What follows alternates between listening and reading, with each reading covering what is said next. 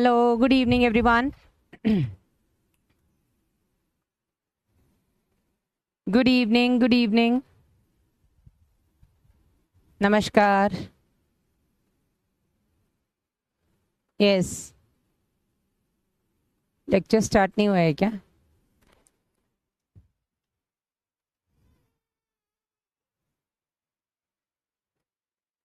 क्या दिक्कत आ रहा है? स्टार्ट नहीं हुआ है क्या लेक्चर?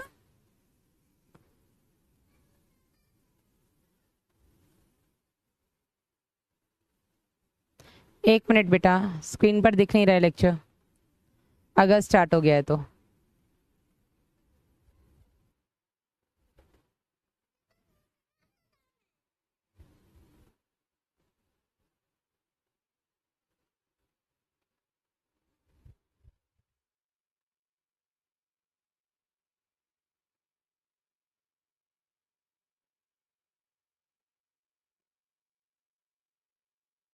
Yes, started. हाँ, गुड इवनिंग. हेलो हेलो, नमस्कार, नमस्ते.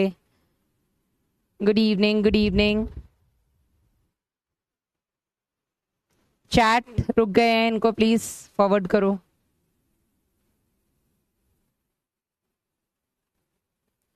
चैट रुक गया है, इसको प्लीज आगे बढ़ाइए.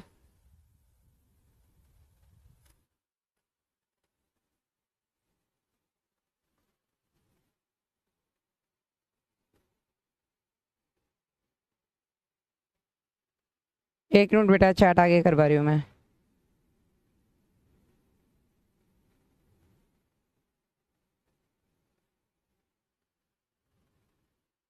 एक मिनट बेटा, एक मिनट, चैट रुक गया है.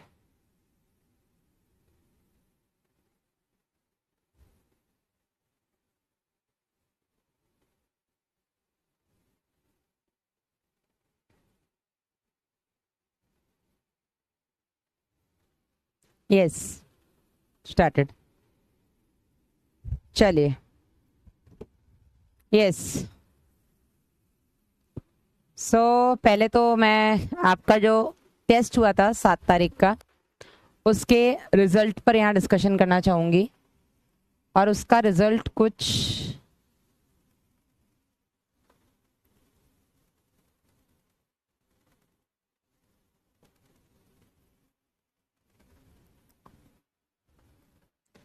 इस तरीके से है. We have top 10 from our batch. कौन है टॉप 10 में, एक बार वो देख लेते हैं. सबसे पहले संदीप गुप्ता, 660 इनका स्कोर रहा है. मोहम्मद तौसिफ अंसारी, 650 स्कोर रहा है इनका. कृष्णा कुशवाहा, 650. शुभम रजक, 645. विवेक, 635. सुमो खान, 625. नितेश कुमार, 620. अंजलि कुमारी, 606. आर्यन आर्या, 604. एंड गुड़िया प्रियदर्शनी, 600. ये हमारे टॉप 10 स्टूडेंट्स हैं जो अपना टेस्ट हुआ था लास्ट संडे यानी कि 7 सितंबर को, उससे. एंड आई होप कि आपने पूरी शिद्दत से टेस्ट दिया था, अच्छी प्रिपरेशन के साथ टेस्ट दिया था. और ये जो बेटा आपका स्कोर है, ये आने वाले टेस्ट में भी कंटिन्यू रहेगा. ना केवल आने वाले टेस्ट जो अपने पीडब्ल्यू के होते हैं उसमें, इनफैक्ट ये नीट 2026 में भी कुछ ऐसा ही देखने मिले, ऐसी मैं उम्मीद करती हूँ. यस, मांगी लाल बोल रहे हैं मैम मेरे 596 हैं. नाइस. लेकिन हम यहाँ पर अभी टॉप 10 का डिस्कशन कर रहे हैं. हो सकता है किसी का 599 पर भी रह जाए, लेकिन वो टॉप 10 में नहीं है. ठीक है. And it's not only about top 10, it's about our top scorers. ठीक है. और ये वो बच्चे हैं बेटा जिनसे हम उम्मीद करते हैं कि ये नीट 2026 में भी ऐसा ही कुछ स्कोर लाएंगे. इट्स नॉट अबाउट कि केवल ये 10 बच्चे हैं बेटा, उम्मीद हमारी आप सभी से है. ठीक है. और हमें भरोसा है कि आप सभी बेटा अपनी नीट 2026 की तैयारी में जी जान लगा रहे हैं, दिन रात एक कर रहे हैं, अपना 100% दे रहे हैं. बस वो रिजल्ट हमें दिखना चाहिए. ठीक है. So once again congratulations to these top 10 scorers. और इसके अलावा बेटा जो हमारे बाकी बच्चे हैं उन सभी को आने वाले टेस्ट के लिए ऑल द बेस्ट. जूलॉजी में 180 में से 176 है परशुराम, ओके, लेकिन उल्टा करना है, पहले 176 लिखना है, आउट ऑफ 180 बाद में लिखना होता है, उल्टा होता है। चीटर क्या है बेटा, आपको कैसे पता चीटर है? हाउ, चीटर होता तो 720 भी ला सकता था ना बेटा, कैसी बातें कर रहे हो हैं? चीटर होता तो बेटा आखिरी वाला 600 पे नहीं जाता ना, चीट करके ही लाना था तो सारे सारे के सारे ही आपके 660 से 720 के बीच में सिमट सकते थे, ठीक है। तो आपके नंबर नहीं आए इसका ये मतलब नहीं है कि बाकियों ने चीटिंग की है। तो मैं आप लोगों को भी ये बोलना चाहूंगी कि दूसरों को दोष देने से अच्छा है कि आप खुद उस लेवल की मेहनत कर लो। यस, इस बार फोड़ेंगे, अगली बार देखते हैं कि टॉप 10 में किसका नाम आता है। सो बायोटेक्नोलॉजी यूनिट का हमारा पहला चैप्टर चल रहा है प्रिंसिपल्स एंड प्रोसेसेस, और उसमें बेटा हमने लास्ट क्लास में क्या पढ़ा था वो हम देखेंगे। फिर हम बात करेंगे एड्स क्या है, मैम एक बच्ची पूछ रही है। बेटा मैं बहुत बार बोलती हूँ, अब मैं बहुत क्लियर बोल रही हूँ कि मैं तुम्हारी नौकर नहीं हूँ, ठीक है। मैं यहाँ तुम्हें सुनने नहीं आती हूँ, तुम्हें सुनाने आती हूँ। अगर मैं एड्स पढ़ा चुकी हूँ, एड्स मैंने 2 जगह पढ़ाया है। सबसे पहले मैंने पढ़ाया है रिप्रोडक्टिव हेल्थ में, एसटीडीज में। दूसरा बेटा एक पूरा लेक्चर दिया है हमने एड्स का ह्यूमन हेल्थ एंड डिजीज में, ठीक है। तो अगर आप इतना पढ़ने के बाद भी नहीं समझ में आया है आपको एड्स क्या है, और आप सोच रहे हो कि मैं 2 मिनट में आपका डाउट क्लियर कर दूं, तो ना तो तुम्हारी औकात है कि तुम समझ पाओ, मैं 2 मिनट में समझा दूं, तो है ना तुम ये डिजर्व करते हो, ठीक है। तो अगर इतनी दिक्कत है एड्स की, तो ह्यूमन हेल्थ एंड डिजीज में एक पूरा लेक्चर है, आप जाकर के वो लेक्चर देख सकते हैं। आई गेस लेक्चर नंबर 8 होना चाहिए, ठीक है ना। चलिए तो जल्दी से हम देख लेते हैं बेटा हमने लास्ट क्लास में क्या देखा था और हम आज की क्लास में क्या पढ़ने वाले हैं।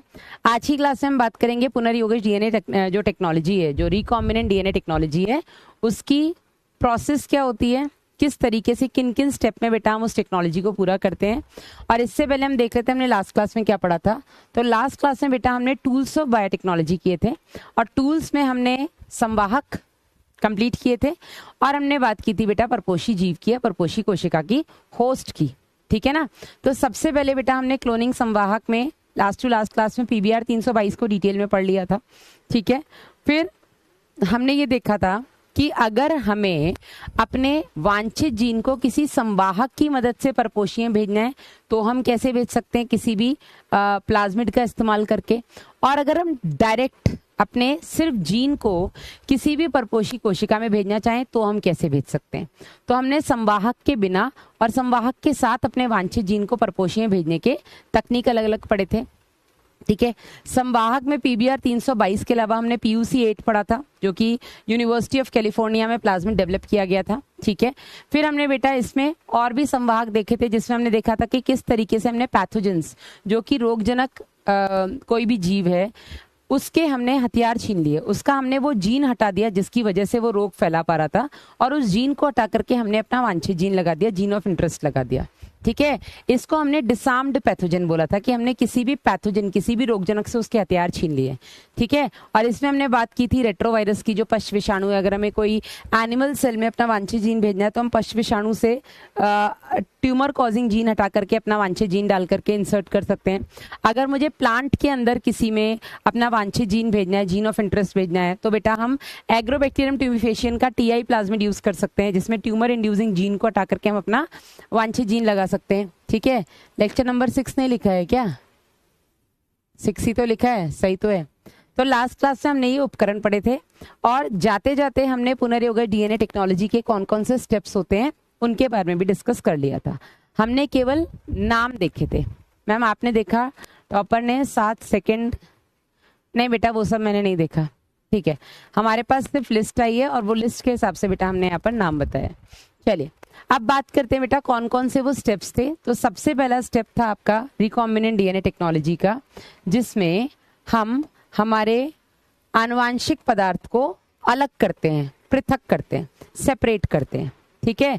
दूसरा स्टेप था, एक बार हमें हमारा आनुवांशिक पदार्थ मिल गया, ठीक है, वो आनुवांशिक पदार्थ जिसके अंदर हमारा जीन ऑफ इंटरेस्ट है, वो जीन जो हमें निकालना है, ठीक है, उस डीएनए को निकालने के बाद बेटा हम उस डीएनए को विशिष्ट स्थल पर काटेंगे। विशिष्ट स्थल पर क्यों काटेंगे? ताकि हमें उस डीएनए में से, जैसे ये आपको पूरा आपका डीएनए मिल गया, ठीक है, इस डीएनए में बेटा ये हो गया आपका आनुवांशिक पदार्थ को अलग करना। अब इसको विशिष्ट स्थल पर काटने में, सपोज मेरा ये वाला जीन ऑफ इंटरेस्ट है, ये मेरा जीन ऑफ इंटरेस्ट है, मतलब वो जीन है जो मुझे चाहिए, जिसमें मेरा इंटरेस्ट है, ये मेरा वांछित जीन है। तो इतने को काटने के लिए बेटा हम एक टेक्निक का यूज करते हैं जिसको हम जेल इलेक्ट्रोफोरेसिस कहते हैं, ठीक है। इसके बाद बेटा हम पीसीआर टेक्नोलॉजी का यूज करके जो भी हमारा जीन ऑफ इंटरेस्ट हमें मिला है इसको हम एम्पलीफाई करते हैं, इसकी हम संख्या बढ़ाते हैं, ठीक है। इसके बाद बेटा जो हमारा जीन है उसको हम किसी भी होस्ट सेल के अंदर इंसर्ट करते हैं। होस्ट सेल के अंदर इंसर्ट करने के बाद उस होस्ट सेल के अंदर जो हमने बाहरी जीन डाला है, अब जीन डाला तो वो कोई ना कोई प्रोटीन बनाएगा, तो होस्ट सेल के अंदर जो हमने बाहरी जीन डाला है उस बाहरी जीन से बनने वाला जो भी उत्पाद है, जो भी प्रोटीन है, हम वो प्राप्त करेंगे। और उस प्रोटीन को प्राप्त करने के बाद हम अनुप्रवाह संसाधन में हम क्या करते हैं, हम जो भी हमारा प्रोडक्ट है जो हमें उस जीन से मिला है उस प्रोडक्ट को सेपरेट करके प्यूरिफाई करते हैं, ठीक है। तो ये आपके 6 स्टेप हैं जिनको हम एक एक करके अब डिटेल में पढ़ेंगे। सबसे पहला स्टेप बेटा आपकी एनसीईआरटी में जो है वो है आनुवांशिक पदार्थ का पृथक्करण। आनुवांशिक पदार्थ मतलब क्या होता है बेटा, डीएनए या आरएनए होता है, ठीक है। तो पुनर्योगज डीएनए टेक्नोलॉजी जो है बेटा विशिष्ट अनुक्रम में सम्मिलित है, जैसे डीएनए को अलग करना, डीएनए को काटना, डीएनए खंड का संवाहक से बांधना, मतलब एक पुनर्योगज डीएनए बनाना, फिर पुनर्योगज डीएनए को परपोषी में डालना, परपोषी कोशिका के माध्यम से व्यापक स्तर पर उसका संवर्धन करना, संवर्धन मतलब एम्पलीफाई करना, उसकी संख्या बढ़ाना, फिर बेटा जो भी आपको वांछित जीन से जो वांछित उत्पाद मिलेगा उसको निकालना। और इन सभी चरणों को हम थोड़ा सा डिटेल में पढ़ेंगे। तो सबसे पहला बेटा जो आपका स्टेप है वो है आनुवांशिक पदार्थ का पृथक्करण, ठीक है। और याद करिए बेटा हमने एक टेक्निक पढ़ी थी स्पूलिंग, याद आ रही है? सुना सुना लग रहा है कि सुना सुना लग रहा है? स्पूलिंग, हाँ जी, सुना सुना लग रहा है कि सुना सुना लग रहा है? याद करिए हमने पढ़ा था, हम लाइसिंग एंजाइम का इस्तेमाल कर रहे थे। किसका इस्तेमाल कर रहे थे? लाइसिंग एंजाइम्स, जो कि अपने जो टूल्स थे बायोटेक्नोलॉजी के, उन टूल्स में सबसे पहले बेटा हमने लाइसिंग एंजाइम्स के बारे में पढ़ा था, ठीक है। लाइसिंग एंजाइम्स ऐसे एंजाइम्स होते हैं जो आपको किसी भी सेल के आनुवांशिक पदार्थ यानी कि डीएनए तक पहुंचाने का काम करते हैं। सुना सुना लग रहा है, ठीक है। तो लाइसिंग एंजाइम में हमने देखा था कि आपको डीएनए निकालना किस में से है। आपको बैक्टीरियल सेल का डीएनए चाहिए, आपको फंगल सेल का डीएनए चाहिए, प्लांट सेल का डीएनए चाहिए, एनिमल सेल का डीएनए चाहिए। जिस भी सेल का डीएनए चाहिए उस सेल में डीएनए के बाहर कौन कौन से कवरिंग्स हैं? न्यूक्लियर मेम्ब्रेन सब में है, बैक्टीरिया में नहीं है। प्लाज्मा मेम्ब्रेन सब में है, ठीक है। सेल वॉल जिसमें है, जिसकी बनी है सेल वॉल, जिसकी बनी है प्लाज्मा और न्यूक्लियर मेम्ब्रेन, उस सब्सटेंस के हिसाब से हम लाइसिंग एंजाइम इस्तेमाल करते हैं, ठीक है। जैसे अगर हम बात करें हमें बैक्टीरिया का डीएनए निकालना है तो बैक्टीरिया की सेल वॉल जो कि पेप्टिडोग्लाइकेन की बनी होती है उसको ब्रेक करने के लिए बेटा हम लाइसोजाइम नाम का लाइसिंग एंजाइम इस्तेमाल करते हैं, ठीक है। अगर मुझे किसी फंगल सेल का डीएनए निकालना है तो उसकी सेल वॉल जो कि काइटिन की बनी है उसके लिए पहले मैं काइटिनेज इस्तेमाल करूंगी। उसके बाद बेटा जो प्लाज्मा मेम्ब्रेन और न्यूक्लियर मेम्ब्रेन है जो कि आपके लिपिड्स और प्रोटीन्स की बनी है उसको ब्रेक करने के लिए आई यूज लाइपेज एंड प्रोटीएज, तब जाकर के मुझे फंगल सेल का डीएनए मिलेगा। इसी तरीके से अगर हम बात करें प्लांट सेल की तो प्लांट सेल की सेल वॉल आपकी सेलुलोज की बनी होती है, तो सेलुलोज की सेल वॉल को ब्रेक करने के लिए हम सेलुलेज का इस्तेमाल करेंगे।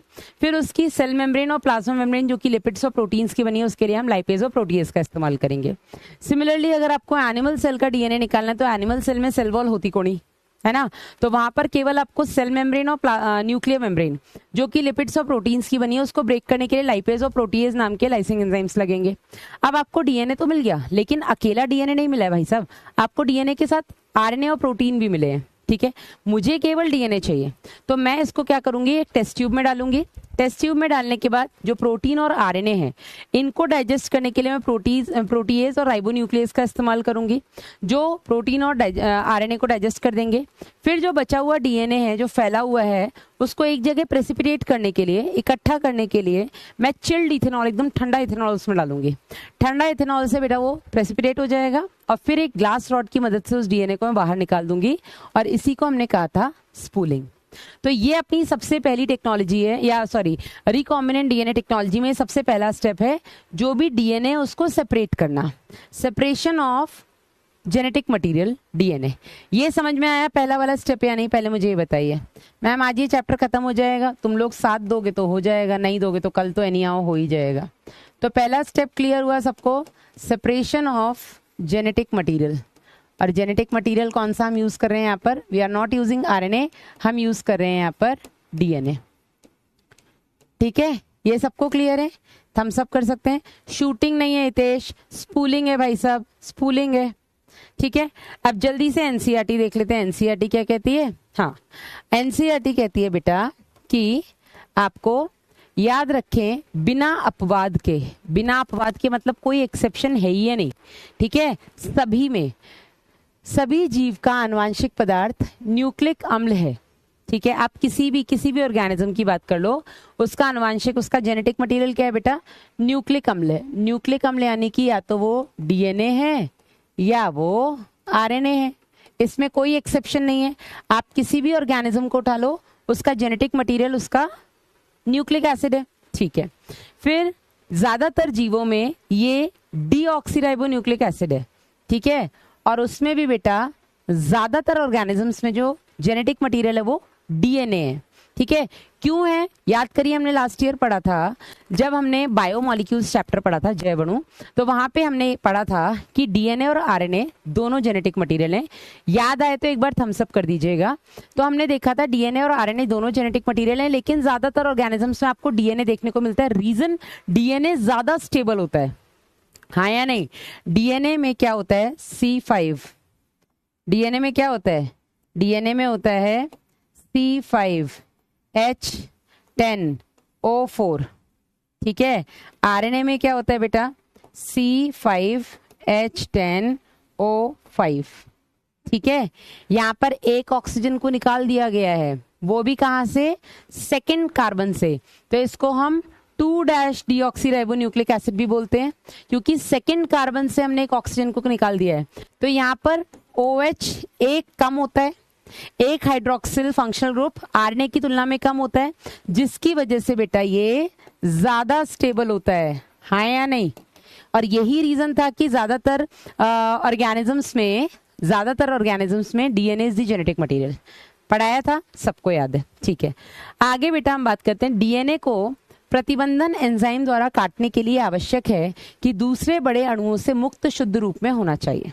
तो अगर आप डीएनए को काटना चाहते हैं तो जरूरी ये है कि डीएनए के साथ कोई दूसरा अणु ना हो। ठीक है, डीएनए के साथ आरएनए ना हो, डीएनए के साथ प्रोटीन ना हो, डीएनए के साथ लिपिड वगैरह कुछ ना हो, क्योंकि आपको डीएनए को काटना है। तो आपको इस चीज का ध्यान रखना है कि डीएनए बिल्कुल सेपरेटेड फॉर्म में होना चाहिए, बिल्कुल प्यूरिफाइड फॉर्म में होना चाहिए।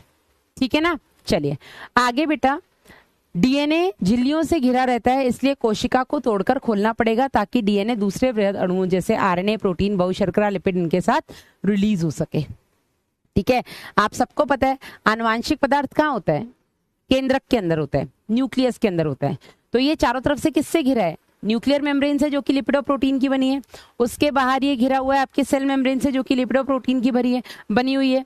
और अगर ये बेटा हम बात करें एनिमल सेल या फंगल सेल की, प्लांट सेल या फंगल सेल की, तो सबसे बाहर ये आपकी सेल वॉल से भी घिरा हुआ है। प्लांट सेल में सेलुलोज से, फंगल सेल में काइटिन से, जो कि आपका एक पॉलीसेक्राइड है। तो आपको डीएनए को इन सबसे अलग करना पड़ेगा, बिकॉज आपको डीएनए को काटना है। तो पहले आपको डीएनए को इन सबसे अलग करना पड़ेगा। ठीक है, आगे बेटा बढ़ते हैं। यह तभी संभव है जब जीवाणु कोशिका या पादप या जंतु कोशिका, लाइसोजाइम अगर जीवाणु है तो, सेलुलेज अगर प्लांट सेल है तो, काइटिनेज है अगर एनिमल सेल है तो।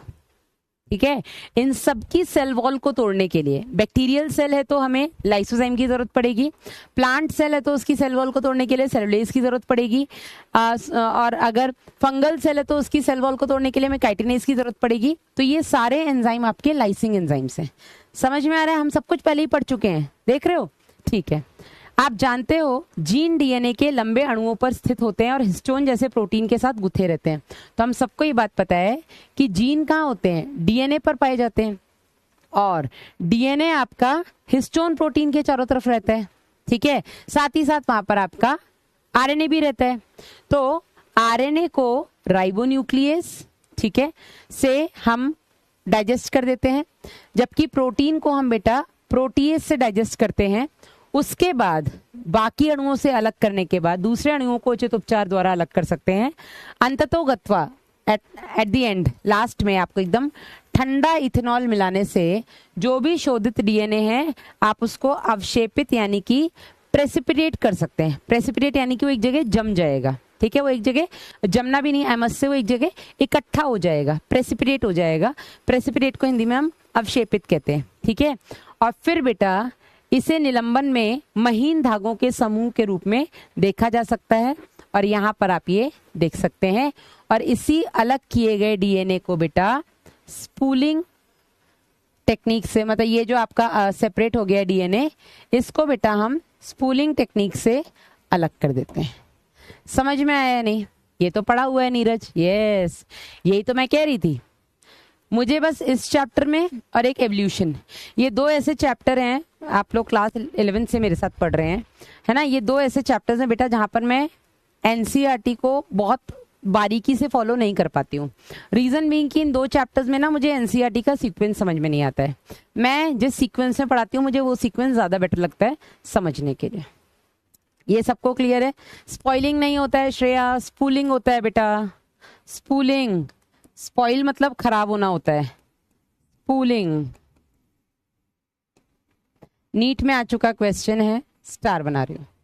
ये सबको क्लियर है? चलिए अब दूसरा स्टेप आता है बेटा। तो हमने 6 में से एक स्टेप कर लिया। सबसे पहला स्टेप है आनुवांशिक पदार्थ को अलग करना, पहला स्टेप हो गया। दूसरा स्टेप क्या है बेटा? आइए, दूसरा स्टेप है डीएनए को एक स्पेसिफिक साइट पर काटना। मैम इसमें कुछ लिखना है? नहीं बेटा, उसमें कुछ नहीं लिखना है, ठीक है। आप उसके आगे चाहो जो हमने पॉइंट लिखा है आप उसी के आगे यहाँ पर ही लाइसिंग एंजाइम और स्पूलिंग लिख लेना, जिससे कि आपको क्लियर रहे।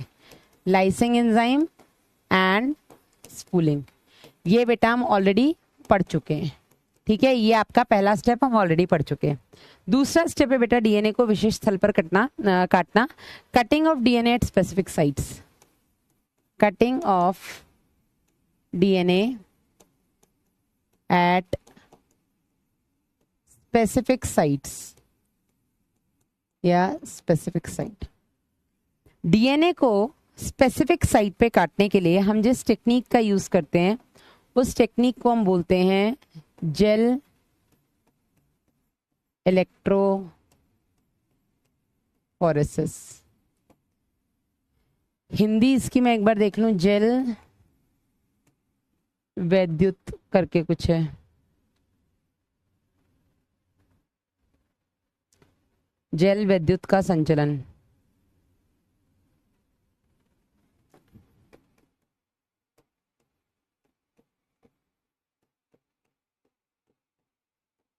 ठीक है, बहुत ही छोटी सी टेक्निक है, एनसीईआरटी हम पूरी पढ़ेंगे, ठीक है। ये श्रेया बिल्कुल सही है। ये अपना स्लाइड मैप क्यों ऑफ हो गया है? स्लाइड मैप वर्क ही नहीं कर रहा है। Configuration, NEET batch, Lakshya NEET Hindi 2026, Lakshya NEET Hindi, subject zoology, schedule ये 6। डीपीपी बेटा आपको मिल जाएगी। नो डीपीपी क्यों दिखा रहा है मुझे नहीं पता, दी है मैंने। चैट थोड़ी देर के लिए मैं ऑफ करूंगी। यहाँ पर बेटा हम क्या करते हैं, एक प्लेट लेते हैं, ठीक है। यहाँ पर हम क्या करते हैं, एक प्लेट लेते हैं, इसको हम कहते हैं कल्चर प्लेट। इस कल्चर प्लेट में छोटे छोटे कुएं बने होते हैं,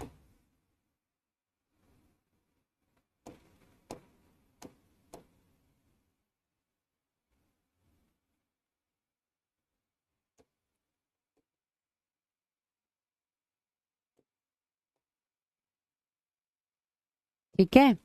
इस कल्चर प्लेट में छोटे छोटे कुएं बने होते हैं।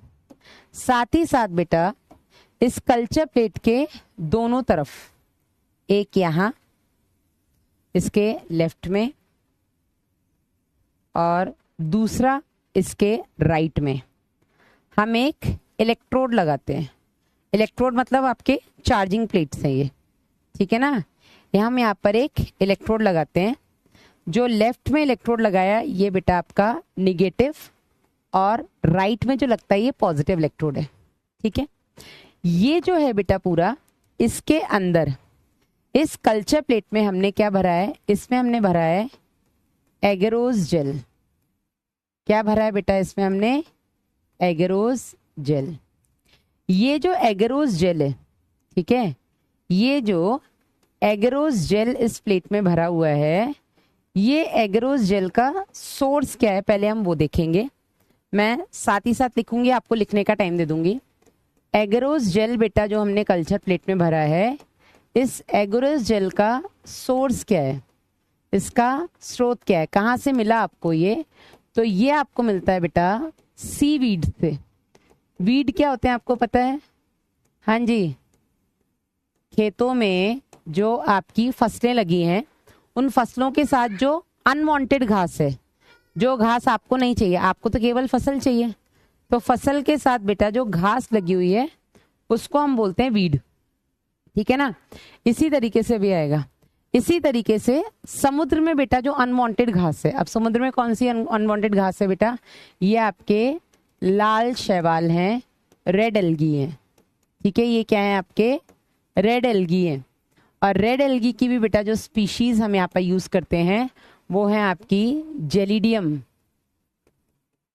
जेलिडियम व gracilaria, gracilaria coming, gelidium and gracilaria, ठीक है। इससे बेटा आपको मिलता है ये एगरोज जेल। अब ये जो बेटा एगरोज जेल मिला है, गिव मी एक मिनट बेटा, है ना, ये जो एगरोज जेल मिला है बेटा, इस एगरोज जेल में, इस एगरोज जेल को हम पूरी कल्चर प्लेट में भर देते हैं, ठीक है।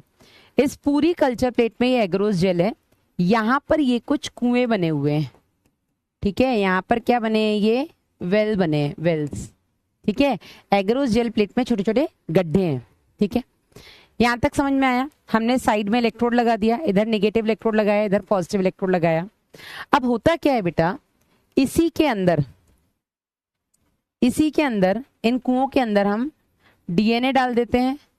जो डीएनए हमने अलग किया है, हाँ या नहीं, हमने डीएनए पृथक किया है ना, आपके स्पूलिंग टेक्निक से हमने किसी भी सेल से डीएनए निकाला है, उस डीएनए को बेटा हम इन कुओं में डाल देते हैं,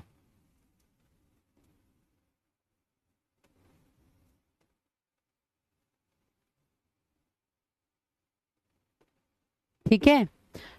साथ ही साथ डीएनए के साथ बेटा हम यहाँ पे एक एंजाइम डालते हैं, और वो एंजाइम है आपका रेस्ट्रिक्शन एंजाइम, ठीक है।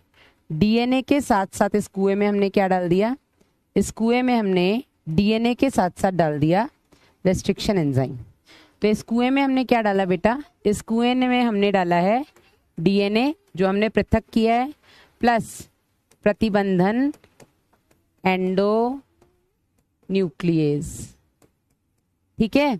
ये दोनों चीजें अबे फ्रॉम द बैटरी, ये दोनों चीजें हमने इस कुएं में डाल दी। यहां तक समझ में आया कि नहीं, पहले मुझे ये बताइए। हाँ जी, जेल इलेक्ट्रोफोरेसिस, फोरेसिस की स्पेलिंग मैंने पूरी नहीं लिखी है, फोरेसिस। जेल इलेक्ट्रोफोरेसिस में हम क्या करते हैं, हम एक कल्चर प्लेट लेते हैं और उस कल्चर प्लेट में बेटा हम एगरोज जेल भर देते हैं।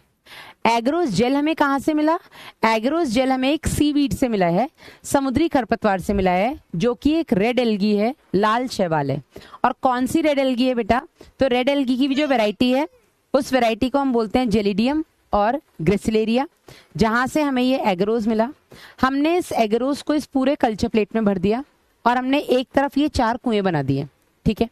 साथ ही साथ बेटा हमने यहाँ पे एक इलेक्ट्रोड लगा दिया, एक तरफ हमने लगाया नेगेटिव इलेक्ट्रोड, एक तरफ हमने लगाया पॉजिटिव इलेक्ट्रोड। मैम इसको लिखना है, बिल्कुल लिखना है, हर एक चीज लिखनी है, diagram as it is draw करना है, ठीक है ना, ये बनाना है। बना लो यहाँ तक, एक काम करो, मैं तब तक पानी पी लूं। हाँ, बॉटनी में भी पढ़ा है, बिल्कुल पढ़ा होगा बेटा।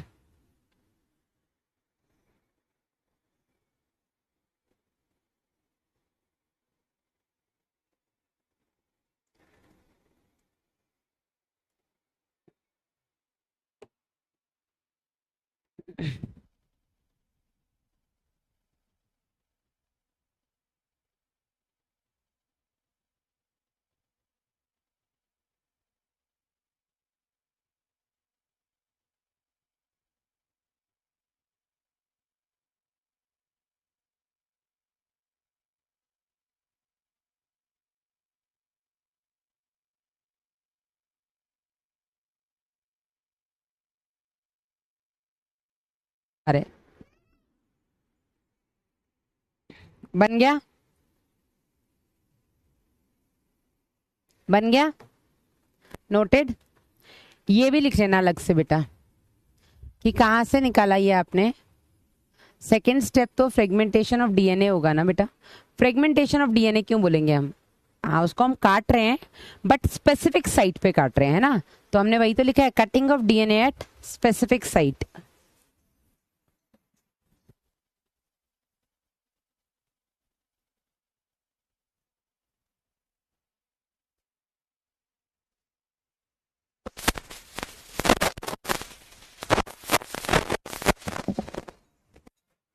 डन। चलिए अब बढ़ते हैं आगे बेटा। यहां तक सबको क्लियर हुआ कि हमने ये जो कुएं बनाए हैं, इस कुएं में हमने डीएनए और रेस्ट्रिक्शन एंडोन्यूक्लियस डाल दिए।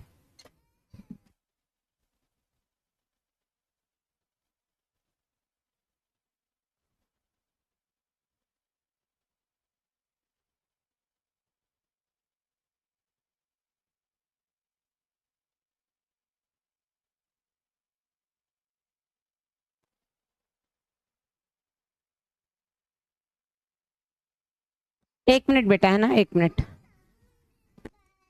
नो,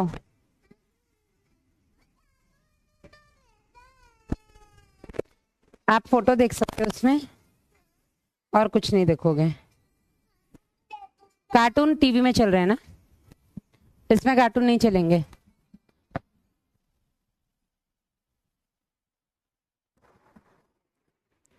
तो हमने इन कुओं में जो भी डीएनए निकाला था, कहाँ से? पहला स्टेप अपना यही था ना, हमने स्पूलिंग से डीएनए निकाल लिया। ठीक है, स्पूलिंग से हमने क्या किया? स्पूलिंग से हमें डीएनए मिल गया, जो भी हम जिस भी ऑर्गेनिज्म का चाह रहे थे। अब उस डीएनए को हमने निकाल के कहाँ डाल दिया? आपके इन एगरोस कल्चर प्लेट के कुओं में। ठीक है, आगे बढ़ते हैं। अब क्या होगा बेटा, जैसे ही हम इसको ऑन करेंगे, रेस्ट्रिक्शन एंडोन्यूक्लियस अपना काम करेगा। रेस्ट्रिक्शन एंडोन्यूक्लियस का काम क्या है? रेस्ट्रिक्शन एंडोन्यूक्लियस अपने जगह को ढूंढेगा, मतलब पूरे डीएनए की जो लेंथ है उसको इंस्पेक्ट करेगा, जहां पर उसको अपना पैलेंड्रोमिक सीक्वेंस मिलेगा, जिसको हम एक पर्टिकुलर प्रतिबंधन एंडोन्यूक्लियस का पहचान स्थल बोलते हैं। वो अपने पहचान स्थल पे जाकर के उसे पहचानेगा और फिर बेटा ये उसको काटेगा, हाँ या नहीं? तो डीएनए के टुकड़े होंगे। अब याद करिए, ये सारे लीनियर डीएनए है। ये कैसे है? ये आरेखी डीएनए है। हमने याद करिए पहले पढ़ा था, एक होता है वृत्ताकार डीएनए, सर्कुलर डीएनए, एक होता है लीनियर डीएनए। अगर लीनियर डीएनए में किसी भी रेस्ट्रिक्शन एंडोन्यूक्लियस के 4 पहचान स्थल हैं, क्वेश्चन ध्यान से सुनना, अगर लीनियर डीएनए में, लीनियर यानी कि सीधे डीएनए में किसी भी प्रतिबंधन एंडोन्यूक्लियस के 4 पहचान स्थल हैं, तो उस लीनियर डीएनए के कितने टुकड़े होंगे? जल्दी से बताइए। हाँ कर दूंगी, अभी चैट ऑफ कर दूंगी, अभी मेरे को जरूरत है। हाँ, अगर लीनियर डीएनए में प्रतिबंधन एंडोन्यूक्लियस के 4 पहचान स्थल हैं, यस राइट, अमोक्ष, तुषार, मांगीलाल, कृतिका, रौनक, रागिनी, यस 5 टुकड़े हो जाएंगे। ठीक है, सपोज इस पहले वाले में एक भी पहचान स्थल नहीं है। ठीक है, पहले वाले केस में एक भी पहचान स्थल नहीं है, तो ये एज इट इज आ गया। दूसरे वाले में सपोज 3 पहचान स्थल हैं, 3 पहचान स्थल होने की वजह से इसके कितने टुकड़े हो गए? 4, एक टुकड़ा, दूसरा टुकड़ा, तीसरा टुकड़ा, चौथा टुकड़ा। ठीक है, हम इसको ऐसे एक बैंड की तरह दिखा देते हैं यहाँ पे। इसमें 9 पहचान स्थल, इसमें 4 पहचान स्थल, तो या 3 पहचान स्थल, तो 1 2 3 4। ठीक है, इसमें सपोज इसको 5 पहचान स्थल मिल गए, 5 पहचान स्थल मिल गए तो कितने 6 टुकड़े होंगे, 1 2 3 4 5 6।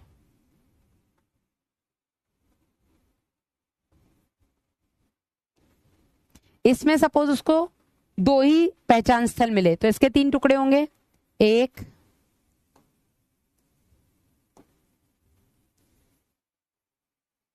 2 3। कुछ समझ में आया? हमें पता है कि डीएनए आपका निगेटिवली चार्ज्ड पार्टिकल है, ठीक है। हमें क्या पता है बेटा, हमें ये पता है कि जो डीएनए होता है ये डीएनए निगेटिवली चार्ज होता है। कैसा होता है बेटा? ऋणात्मक आवेशित होता है। कैसा होता है? ऋणात्मक आवेशित होता है, निगेटिवली चार्ज होता है। कैसा होता है ये? Negatively charged. और हमने ये भी देखा कि ये जो कुएं हैं बेटा, ये कुएं के पास आपका निगेटिव इलेक्ट्रोड लगा हुआ है। तो डीएनए कहाँ से कहाँ गति करेंगे? डीएनए जो होंगे बेटा वो निगेटिव से पॉजिटिव की ओर गति करेंगे, हाँ या नहीं? निगेटिव से पॉजिटिव की ओर गति करेंगे, ठीक है। हमने यहाँ पर लीनियर डीएनए डाला, हमने यहाँ पर लीनियर डीएनए यानी कि आरेखी डीएनए डाला। कैसा डीएनए डाला है? आरेखी, ठीक है। लीनियर डीएनए डाला, हम यहाँ पर सर्कुलर डीएनए भी डाल सकते थे, ठीक है। यहाँ पर हम सर्कुलर डीएनए यानी कि वृत्ताकार डीएनए भी डाल सकते थे। जो भी डीएनए आप डालेंगे डिपेंड करता है कि इसमें रेस्ट्रिक्शन एंडोन्यूक्लियस के पहचान स्थल कितने हैं, ठीक है। इसमें पहले केस में किसी भी रेस्ट्रिक्शन एंडोन्यूक्लियस के 3 पहचान स्थल हैं। कितने? 3 पहचान स्थल। अगर 3 पहचान स्थल हैं तो आरेखी डीएनए में इसके 4 टुकड़े होंगे और सर्कुलर डीएनए में इसके 3 टुकड़े होंगे, हाँ या नहीं? ये बात समझ में आ रही है नहीं? अगर पहचान स्थल 4 हैं, ठीक है, तो यहां पर बेटा इसके 5 टुकड़े होंगे, सर्कुलर डीएनए में 4 टुकड़े होंगे। और अगर 0 पहचान स्थल है तो यहां पर भी ये सिंगल पीस रहेगा और यहां पर भी ये सिंगल पीस रहेगा। ये समझ में आया है नहीं? ये समझ में आया कि नहीं? यस। चाहे आप उसमें लीनियर डीएनए डालें, चाहे आप उसमें सर्कुलर डीएनए डालें, डिपेंड करता है कि उस लीनियर या सर्कुलर डीएनए में किसी भी रेस्ट्रिक्शन एंडोन्यूक्लियस के कितने पहचान स्थल हैं। तो अगर बेटा उसमें किसी भी रेस्ट्रिक्शन एंडोन्यूक्लियस के 4 पहचान स्थल हैं तो एक जगह उसके 5 टुकड़े होंगे लीनियर में और सर्कुलर में उसके 4 टुकड़े होंगे। 3 पहचान स्थल हैं तो लीनियर में 4 टुकड़े होंगे, सर्कुलर में 3 टुकड़े होंगे। कोई पहचान स्थल नहीं है तो लीनियर भी एज इट इज रहेगा और सर्कुलर भी एज इट इज रहेगा, उसके टुकड़े नहीं होंगे, ठीक है। यहां पर भी बेटा मैंने आपको यही दिखाया कि ये जो आपका डीएनए यहाँ पर आपको दिख रहा है जो कि आपके इस वेल से निकल करके आया है। क्यों निकल के आया? क्योंकि हमने डीएनए को निगेटिव चार्ज के पास रखा है, सामने हमने पॉजिटिव चार्ज रखा है। और ये बात हम बचपन से पढ़ते आ रहे हैं कि like charges repel each other, एक जैसे चार्ज एक दूसरे से दूर भागते हैं, unlike charges attract each other, हाँ या नहीं? जो अपोजिट चार्जेस है वो एक दूसरे को अट्रैक्ट करते हैं। निगेटिव निगेटिव एक दूसरे से दूर भागेगा, निगेटिव और पॉजिटिव एक दूसरे को अट्रैक्ट करेगा। और ये बात हमने लास्ट लेक्चर में भी पढ़ी थी जब हमने देखा था कि डीएनए आपका निगेटिवली चार्ज है, आपकी सेल मेम्ब्रेन भी निगेटिवली चार्ज है, तो आपका डीएनए सेल मेम्ब्रेन के अंदर नहीं जाएगा, इवन वो उसके पास भी नहीं जाएगा। और वो उसके पास जा सके इसीलिए हमने डाइवेलेंट कैटायन कैल्शियम आयन का इस्तेमाल किया था। कैल्शियम आयन पॉजिटिव था तो वो जाकर के आपकी सेल मेम्ब्रेन के पास पहुंच गया, और क्योंकि वो पॉजिटिव था तो उसने निगेटिवली चार्ज डीएनए को भी अपनी तरफ खींचा, जिसकी वजह से डीएनए और सेल मेम्ब्रेन पास में आ गए। ऐसा ही कुछ था, याद आ रहा है? ठीक है, तो क्या हुआ बेटा, हमने यहाँ पर प्रतिबंधन एंडोन्यूक्लियस के साथ साथ डीएनए को इन कुओं में डाल दिया, और डीएनए बेटा जो कि निगेटिवली चार्ज था, ये निगेटिव चार्ज से दूर भागा, किसकी तरफ भागा, पॉजिटिव चार्ज की तरफ। लेकिन डीएनए कितना भाग पाएगा, ये किन किन चीजों पर निर्भर करता है, तो यहाँ पर हम लिखेंगे डीएनए की गति।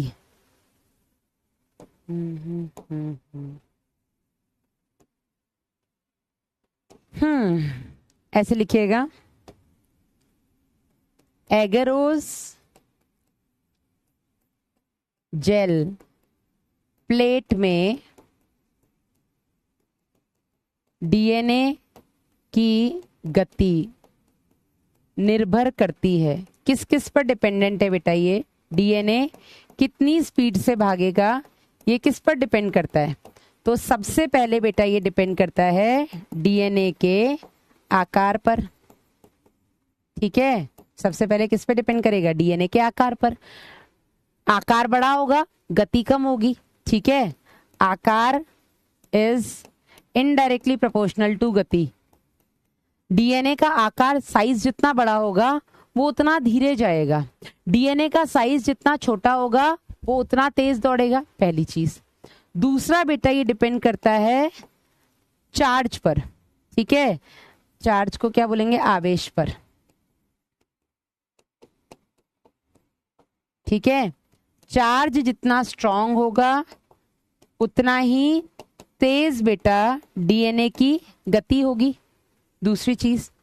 तीसरी चीज बेटा ये डिपेंड करती है आपके जेल, या ऐसे लिखिएगा एगेरोस के घनत्व पर, डेंसिटी पर, है ना। जितनी ज्यादा एगेरोस की डेंसिटी होगी उतना धीरे बेटा डीएनए गति करेगा, है ना। आप यहां पर देख लो, एक जगह ये है एगेरोस, ठीक है, दूसरी जगह एगेरोस ये है।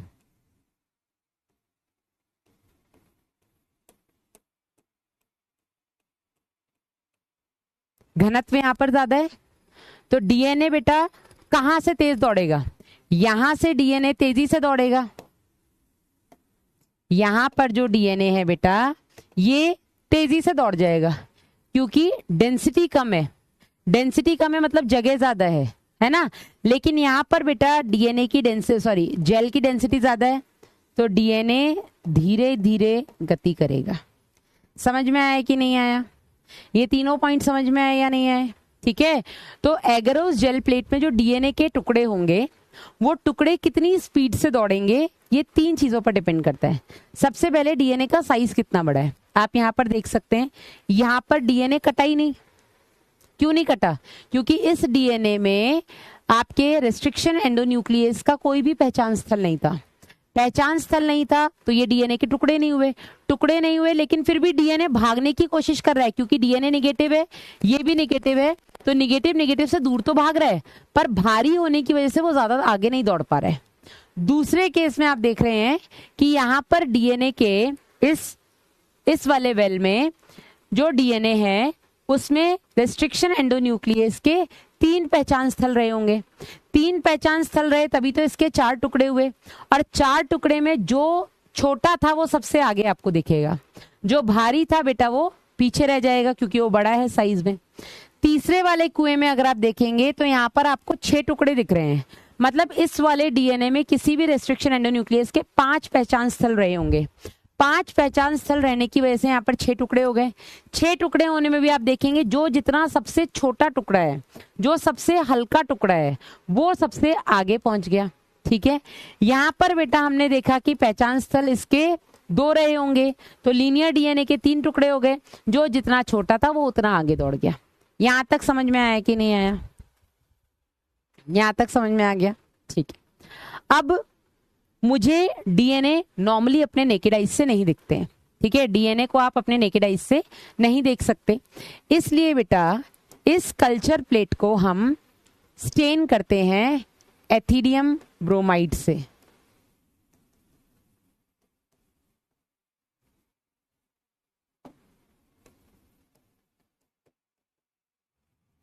नीट में आ चुका क्वेश्चन, इथिडियम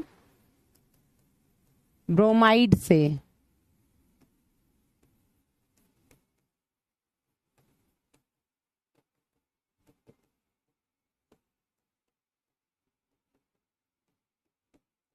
अभिरंजित करते हैं, यानी कि स्टेन करते हैं।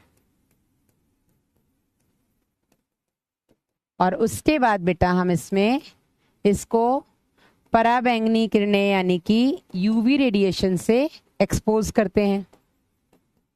पराबैंगनी किरणों से हम इनको एक्सपोज करते हैं यूवी रेस से, जिसकी वजह से हमें जो डीएनए है बेटा वो चमकीले नारंगी यानी कि ब्राइट ऑरेंज कलर के दिखते हैं। ठीक है, ये हमें ब्राइट ऑरेंज कलर के दिखेंगे और यही बेटा मैंने यहाँ पर बनाया है। अब आपका डीएनए, आपको जो टुकड़ा चाहिए वो कौन सा, आप कैसे पहचानोगे? तो इसके लिए बेटा हम एक डीएनए प्रोब का इस्तेमाल करते हैं। हम किसका इस्तेमाल करते हैं बेटा? हम यूज करते हैं यहाँ पर डीएनए प्रोब। अब ये डीएनए प्रोब क्या होता है बेटा? डीएनए प्रोब हमने लैब में बनाया है। ठीक है, सबसे पहली बात तो ये लैब में बनाया जाता है। ठीक है, डिपेंड करता है कि हमने कौन सा रेस्ट्रिक्शन एंडोन्यूक्लियस यहाँ पर इस्तेमाल किया है। सपोज मैंने यहाँ पर रेस्ट्रिक्शन एंडोन्यूक्लियस इस्तेमाल किया है आपका इको R1। ठीक है, सपोज यहाँ पर हमने रेस्ट्रिक्शन एंडोन्यूक्लियस इस्तेमाल किया है इको R1। तो आप सबको पता है बेटा कि इको R1 का पहचान स्थल क्या है? GAATTC, GAATTC। तो हमें पता है कि बेटा ये G और A के बीच से काटेगा, कुछ इस तरीके के स्टिकी एंड्स बनाएगा। ठीक है, तो मैंने बेटा, मुझे पता है कि ये क्या काम करने वाला है, तो मैंने लैब में इसको इस तरीके से तैयार कर लिया। ठीक है, मैंने लैब में ये डीएनए का कॉम्प्लीमेंट्री स्ट्रैंड तैयार कर लिया है। अब मैं क्या करूंगी बेटा, इस डीएनए प्रोब को यहां पर लेकर के घूमूंगी और डीएनए प्रोब अगर इससे जाकर के चिपक गया, ठीक है, जो मेरा डीएनए प्रोब है ये इस वाले अगर टुकड़े से जाकर चिपक गया, मतलब ये मेरा वांछित जीन है। फिर मैं क्या करूंगी बेटा, मैं इसको बाहर निकाल दूंगी। इसको मैंने बाहर निकाला जिसके अंदर डीएनए था। ठीक है, और फिर बेटा इस डीएनए को मैं इस जेल पीस से अलग कर दूंगी और इस टेक्निक को या इस प्रोसेस को हम बोलते हैं छालन या इल्यूजन। समझ में आया? हाँ जी, मैंने अभी टीम को बोल देना है कि फालतू चैट वालों को ब्लॉक करो। बिजली नहीं है मैम, गर्मी बहुत है। एंजल, अब मैं यहाँ से बिजली नहीं भेज सकती बेटा, मेरे बस में होता तो मैं ज़रूर भेज देती। हाँ जी, इस टेक्निक को हम बोलते हैं छालन। अभी यही एज इट इज मैं आपको एनसीईआरटी से भी पढ़ा दूंगी, इल्यूजन। यस, कुछ समझ में आया? एसके बोल रहे हैं चैट बंद कर दो मैडम, अभी कर देंगे। जानवी, इसमें तो बेटा मैं कुछ नहीं कर पाऊंगी, ऐप को अनइंस्टॉल करके फिर से इंस्टॉल कर लो। एक और बार समझा दूं? चलो एक और बार समझाएंगे बेटा हम एनसीईआरटी से। एनसीईआरटी क्या बोलती है? एनसीईआरटी बोलती है कि शोधित डीएनए अणु, ठीक है, जिसको आपने अलग किया है, उसको प्रतिबंधन एंडोन्यूक्लियस के साथ उनकी इष्टतम परिस्थितियों में रखने पर प्रतिबंधन एंजाइम पाचन संपन्न होता है। ठीक है, तो जो भी हमने डीएनए को पृथक किया है, उस डीएनए को जब हम जो भी हमें अपना रेस्ट्रिक्शन एंजाइम लगाना है उसके साथ एक ऑप्टिमम कंडीशन में रख देते हैं। ऑप्टिमम कंडीशन मतलब जहां पर हमारा प्रतिबंधन एंडोन्यूक्लियस काम कर सके। ठीक है, और तब बेटा प्रतिबंधन एंडोन्यूक्लियस अपना काम करेगा, पाचन संपन्न करेगा। पाचन संपन्न मतलब उसका काम क्या है? डाइजेस्ट करना, डीएनए को काटना, तो वो डीएनए को काटेगा। एगरोस जेल वैद्युत का संचलन प्रतिबंधन एंजाइम पाचन को नियंत्रित करने के काम में आता है। तो जेल इलेक्ट्रोफोरेसिस की जो टेक्नोलॉजी है, इसमें बेटा इस टेक्नोलॉजी की मदद से हम रैंडमली ऐसे किसी कल्चर प्लेट में डीएनए को करेंगे, डीएनए यहाँ वहाँ भागेगा, हम फिर ढूंढेंगे उससे बेटर है कि हम एगरोस जेल प्लेट में एक सीक्वेंस में डीएनए चलते हैं, क्योंकि जेल के फाइबर्स बिखरे हुए रहते हैं तो वो डीएनए को एक सीक्वेंस में चलाते हैं। ठीक है, वहां पर हमने कुएं भी बना रखे हैं, तो हम अलग अलग कुओं में अपना अलग अलग प्रतिबंधन एंजाइम भी डाल सकते हैं, एक भी डाल सकते हैं। तो एगरोस जेल जो आपका जेल इलेक्ट्रोफोरेसिस टेक्निक है बेटा, इसके अंडर मतलब इसका यूज करते हुए अगर हम डीएनए को काटते हैं तो वो काफी कंट्रोल्ड मैनर में प्रोसेस होता है, जिसमें हमारा पूरी तरीके से कंट्रोल है। हम जो चाहे अपनी तरह से वहां पर प्लस माइनस कर सकते हैं। ठीक है, डीएनए एक ऋणात्मक आवेशित अणु है और ये जग जाहिर बात है, डीएनए निगेटिवली चार्ज होता है। ठीक है, इस कारण से ये धनात्मक इलेक्ट्रोड यानी कि पॉजिटिव इलेक्ट्रोड की ओर गति करता है। और पॉजिटिव इलेक्ट्रोड को बेटा हम क्या बोलेंगे, यहाँ पर हम इसको बोलते हैं एनोड। ठीक है, निगेटिव को हम क्या बोलते हैं, हम बोलते हैं कैथोड। ठीक है, तो क्योंकि डीएनए नेगेटिवली चार्ज होते हैं तो डीएनए नेगेटिव से पॉजिटिव की तरफ दौड़ेंगे।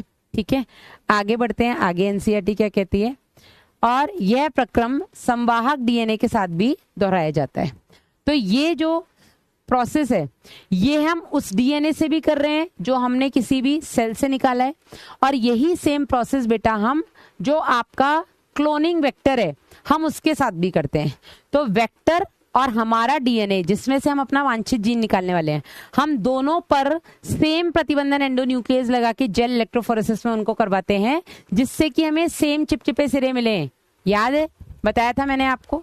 यस, आगे बेटा डीएनए के जुड़ने में कई प्रक्रम शामिल हैं। जो भी सोर्स डीएनए है और जो भी आपका वेक्टर डीएनए है उनको हम एक स्पेसिफिक प्रतिबंधन एंडोन्यूक्लियस द्वारा काटे जाने के बाद सोर्स डीएनए से कटा हुआ जो भी आपका डिजायर्ड जीन है, ठीक है, जो भी आपका उपयोगी जीन यानी कि जो भी आपका डिजायर्ड जीन है, जीन ऑफ इंटरेस्ट है बेटा, उसको खाली जगह के साथ संवाहक आपस में लाइगेज द्वारा जोड़ देता है। तो सपोज आपको आपका ये सोर्स डीएनए है, ठीक है, इस सोर्स डीएनए को आपने जेल इलेक्ट्रोफोरेसिस से आपने इससे अपना वांछित जीन निकलवा लिया। ठीक है, आपने वांछित जीन निकलवा लिया, जीन ऑफ इंटरेस्ट। ठीक है, वहीं बेटा दूसरी तरफ आपका जो वेक्टर था, जो आपका संवाहक था, इस संवाहक को भी आपने सेम जेल इलेक्ट्रोफोरेसिस टेक्निक से आपने इसको भी कुछ इस तरीके से कटवा लिया। ठीक है, आपको आपका सोर्स डीएनए, जो आपका सोर्स डीएनए से आपका जो जीन ऑफ इंटरेस्ट है वो भी मिल गया। ये क्या है बेटा, ये आपका जीन ऑफ इंटरेस्ट हो गया और ये आपका वेक्टर हो गया। अब इन दोनों को जोड़ने के लिए बेटा हमने क्या किया, इन दोनों को जोड़ने के लिए हमने डीएनए लाइगेज का इस्तेमाल किया। लाइगेज क्या करता है, हम पहले ही पढ़ चुके हैं, एंजाइम्स हम सारे पढ़ चुके हैं। लाइगेज लाइगेट करने का यानी कि जोड़ने का काम करता है। तो डीएनए लाइगेज ने क्या किया बेटा, इस वेक्टर के साथ आपका जो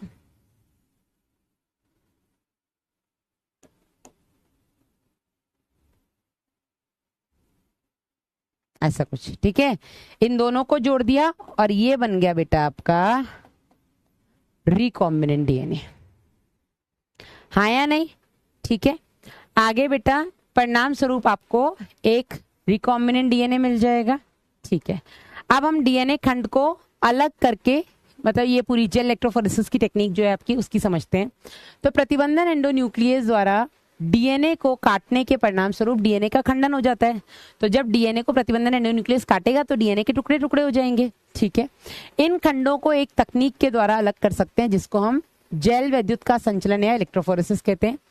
क्योंकि डीएनए आपका निगेटिवली चार्ज है, ठीक है, इसलिए इन्हें हम वैद्युत क्षेत्र में निगेटिव की तरफ, यानी हम इसको एनोड की तरफ बलपूर्वक भेज के अलग करते हैं।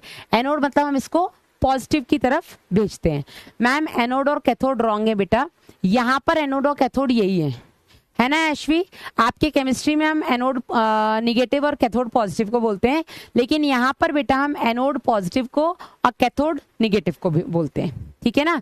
तो क्योंकि आपका डीएनए निगेटिवली चार्ज है, मुस्कान बाद में नोट कर लेना, इसलिए हम इनको इस तरीके से जेल इलेक्ट्रोफोरेसिस के इलेक्ट्रॉनिक वो जो इलेक्ट्रिकल फील्ड है उसमें इस तरीके से रखते हैं कि आपका जो डीएनए है वो उस मीडियम से होता हुआ, एगरोस जेल मीडियम से होता हुआ एनोड की तरफ बलपूर्वक चला जाए। क्योंकि अगर हम निगेटिवली चार्ज डीएनए को निगेटिव के यानी कि कैथोड की तरफ रखेंगे तो डीएनए आपका एनोड की तरफ जाएगा ही जाएगा ना, जाएगा ही जाएगा, क्योंकि निगेटिव नेगेटिव से दूर भागने की कोशिश करेगा। सामने हमने उसे पॉजिटिव और दे दिया तो वो कहीं ना कहीं पॉजिटिव को अट्रैक्ट करेगा, ठीक है। आजकल बहुत ही सामान्य रूप से उपयोग किया जाने वाला जो माध्यम है बेटा वो है एगरोस, जो कि समुद्री घास यानी कि सीवीड से निकाला गया एक नेचुरल पॉलीमर है, ठीक है। तो सीवीड से निकाला गया ये एगरोस एक नेचुरल पॉलीमर है, ठीक है। अगर याद करो हमने लास्ट ईयर भी पढ़ा था जो म्यूकोपॉलीसेक्राइड्स हैं उसमें हमने अगार अगार पढ़ा था, वो एगरोस ही है, ठीक है ना। मैम ये चैप्टर तो बहुत ही टफ है। नहीं प्रतीक टफ नहीं है। डीएनए खंडों को एगरोस जेल की छलनी प्रभाव, एगरोस जेल का क्या है बेटा? छलनी प्रभाव है। मैंने अभी आपको बताया था ये एगरोस जेल है, ठीक है। एगरोस जेल कुछ इस तरीके से फैला हुआ होता है, ठीक है। तो डीएनए जो होगा बेटा वो डीएनए इसके बीच से होता हुआ जाएगा ना, ऐसे ऐसे ऐसे ऐसे ऐसे ऐसे, ठीक है। और यही मैंने बताया कि जितना ज्यादा डेंस होगा एगरोस उतना धीरे डीएनए गति करेगा। यही तो मैंने आपको बताया कि अगर एगरोस जेल का घनत्व ज्यादा है तो डीएनए की गति कम हो जाएगी, हाँ या नहीं? ठीक है मैम, ये न्यू एनसीईआरटी में नहीं है। अरबाज है बेटा न्यू एनसीईआरटी में, पीछे जाओ, इसको हमने पीछे छोड़ा था। जो आपका क्लोनिंग संवाहक वाला पेज है ना, पीबीआर 322 वाला, उसके पहले बेटा इसके बारे में एनसीईआरटी में दिया है।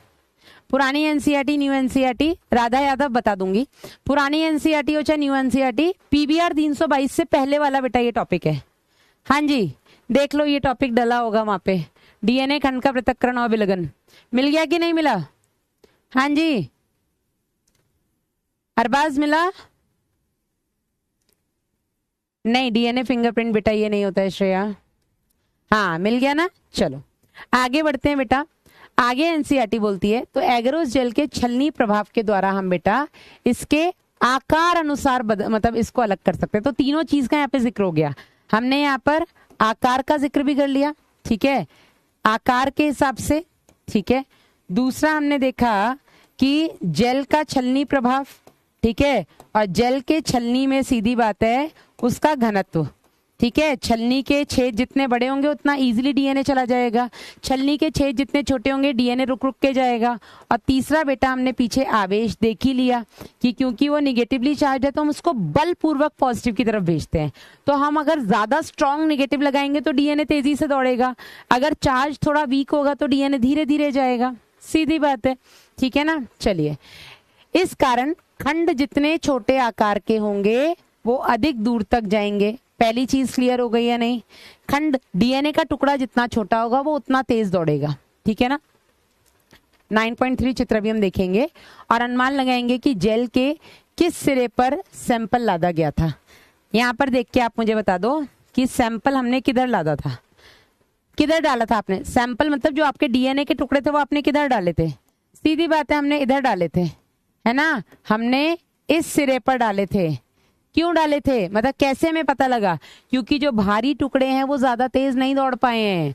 आगे की तरफ दूसरे सिरे पर आपको हल्के टुकड़े दिखेंगे, छोटे टुकड़े दिखेंगे, यस, जिनका छोटे हैं आकार में तो साइज भी कम होगा। तो किस तरफ लादा गया था आपका सैंपल? इस तरफ लादा गया था, ठीक है, क्योंकि इस तरफ बेटा बड़े बड़े सेगमेंट्स हैं, वो ज्यादा तेज दौड़ ही नहीं पाए, ठीक है, मोटू थे, रह गए पीछे ही।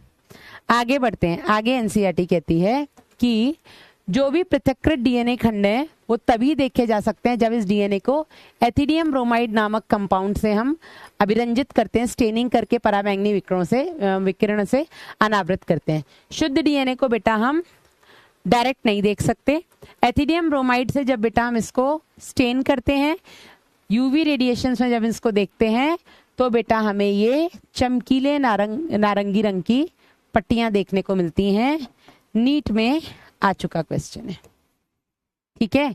एथिनियम ब्रोमाइड, पराबैंगनी किरणें, ये भी नीट में आ चुका है। चमकीले नारंगी रंग की पट्टियां देखने को मिलेंगी, ये भी नीट में आ चुका है। डन।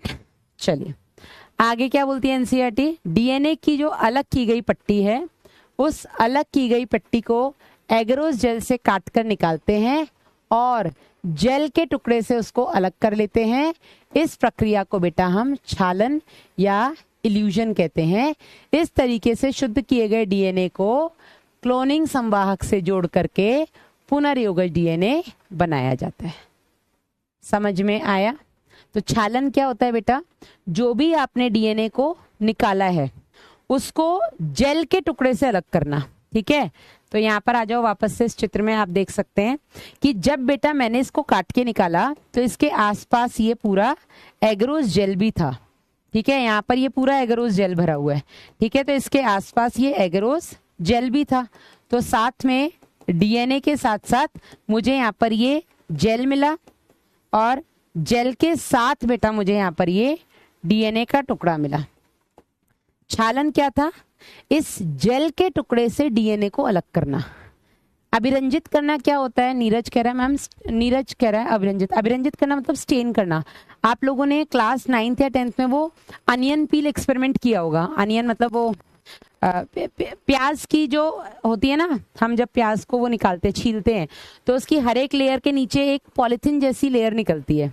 उस पॉलिथीन जैसी लेयर को आपने स्टेन किया होगा। वो पिंक कलर के स्टेन को क्या बोलते हैं यार, ई से कुछ बोलते हैं, ईओसिन क्या बोलते हैं उसको, उससे स्टेन किया होगा। स्टेन करना मतलब उसको रंगना आप बोल सकते हो, ठीक है ना। तो छालन क्या होता है बेटा, छालन होता है जेल से डीएनए को अलग करना, ठीक है।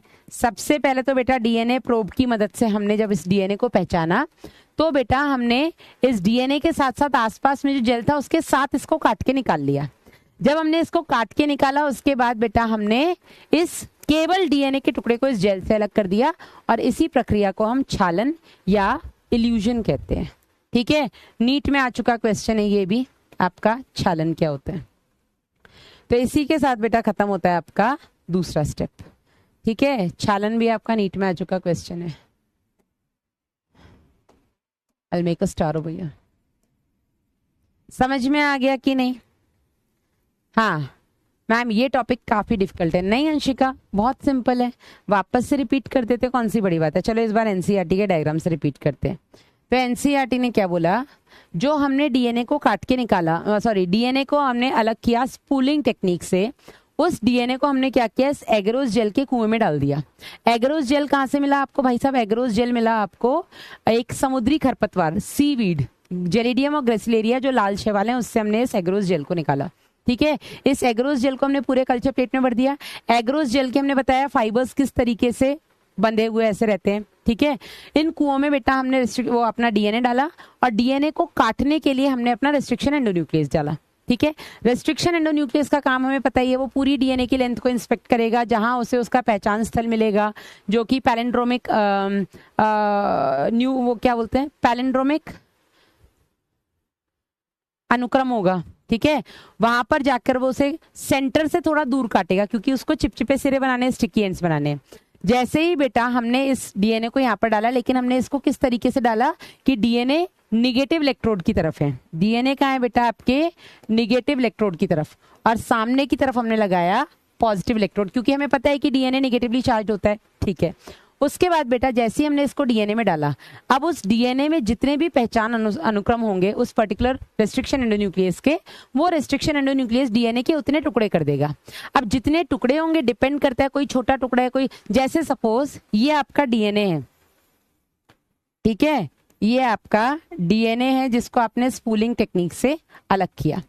अब इस डीएनए में जो पहचान अनुक्रम है वो एक यहाँ मिल गया, ठीक है, एक यहाँ मिल गया, एक यहाँ मिल गया, एक यहाँ मिल गया, ठीक है। सपोज कितने पहचान अनुक्रम मिले, 1 2 3 4। तो डीएनए के कितने टुकड़े हुए, एक ये टुकड़ा हुआ, ठीक है, डीएनए का एक टुकड़ा हुआ ये, ठीक है, दूसरा टुकड़ा इतना बड़ा हो गया, तीसरा टुकड़ा छोटा सा, चौथा टुकड़ा इतना बड़ा, पांचवा टुकड़ा छोटा सा।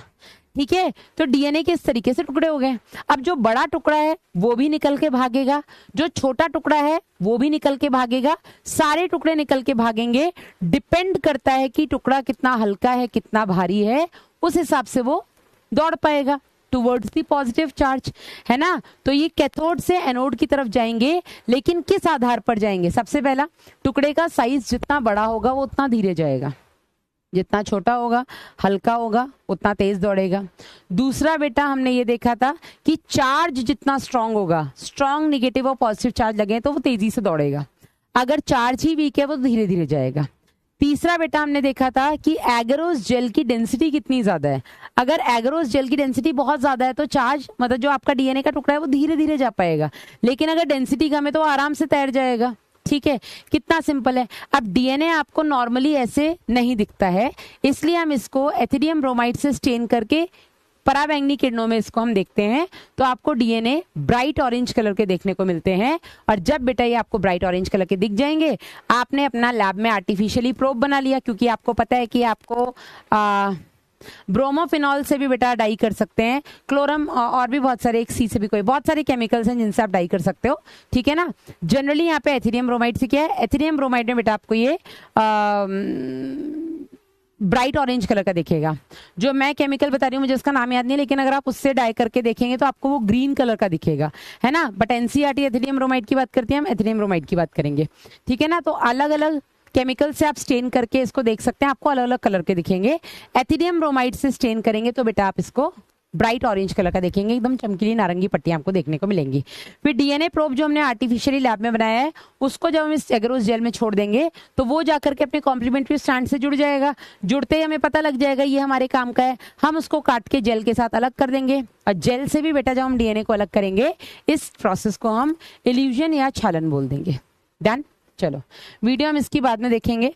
अभी हम आते हैं अपने तीसरे स्टेप पर।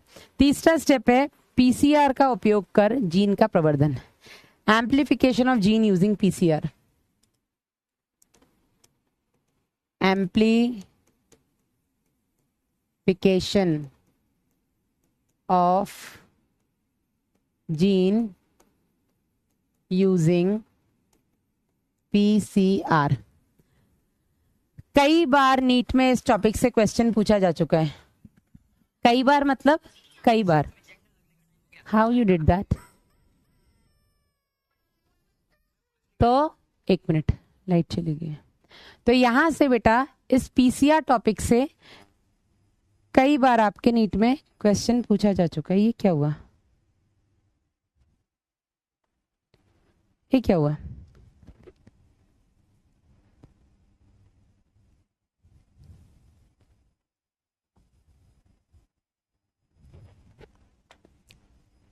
ये कैसे ऑफ हुआ?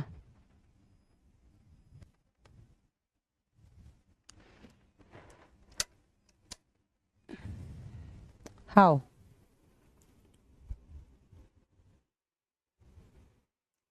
आई डोंट नो ये कैसे ऑफ हुआ।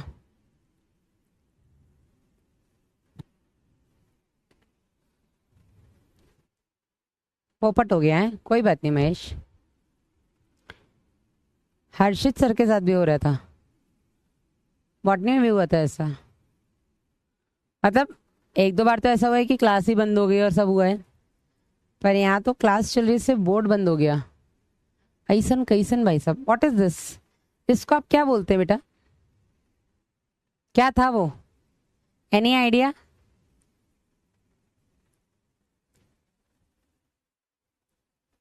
पहले मैं इसको सेव कर दूं, वरना अगली चोट नहीं मैं झेल पाऊंगी। ये वाली चोट तो मैंने झेल ली। इसको मैं एक बार सेव कर देती हूँ, है ना। बायोटेक 6। चलो, पीसीआर का सबसे पहले तो फुल फॉर्म नीट में पूछा गया है। पीसीआर का मतलब होता है पॉलीमरेज चेन रिएक्शन। ठीक है, पॉलीमरेज श्रृंखला अभिक्रिया इसको हम बोलते हैं। दूसरा बेटा, पीसीआर में 3 स्टेप होते हैं। इन तीनों स्टेप से एनसीईआरटी मतलब ये जो 3 स्टेप हैं, यहां से आपके नीट में कई बार क्वेश्चन पूछा गया, कई बार। ठीक है, जो 3 स्टेप होते हैं बेटा, इनका नाम है DAE, डीनेचुरेशन, यानी कि हिंदी में हम क्या बोलते हैं इसको? हम डीनेचुरेशन, विकृतीकरण या निष्क्रियकरण, ए एनीलिंग जिसको हम बोलते हैं तापानुशीलन, और ई एक्सटेंशन जिसको हम हिंदी में बोलते हैं प्रसार। ठीक है, तो ये जो 3 स्टेप हैं, बस आपको इन 3 स्टेप को समझना है। और इस साल पहली बार ये क्वेश्चन आया, मैं तो हर साल पढ़ाती थी, लेकिन इस साल पहली बार ये क्वेश्चन आया है कि एक मतलब डीएनए की कितनी साइकिल में कितनी डीएनए की कॉपीज बनेंगी, इसको आप किस फॉर्मूले से काउंट करोगे। वो क्वेश्चन इस साल पहली बार आया है नीट में, पर मैं हर साल पढ़ाती थी तो मुझे बड़ा मजा आया कि चलो ये मैंने पढ़ाया है आउट ऑफ एनसीईआरटी और ये आया है। चलिए, तो सबसे पहले तो आपको पीसीआर का फुल फॉर्म पता होना चाहिए। पीसीआर का full form is polymerase chain reaction. PCR का फुल फॉर्म क्या होता है बेटा? Polymerase chain reaction. इसको हम बोलेंगे पॉलीमरेज श्रृंखला। ओ भाई साहब, जे का हुआ, लो हैंग हो गया, रुक जाते हैं, 1 मिनट रुक जाओ। आइसोलेट बुलाते हैं क्या? आइसोलेट बुलाते हैं बेटा। चलो आ गया।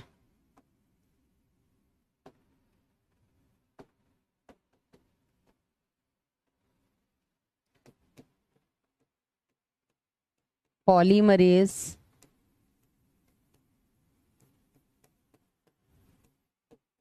श्रृंखला अभिक्रिया।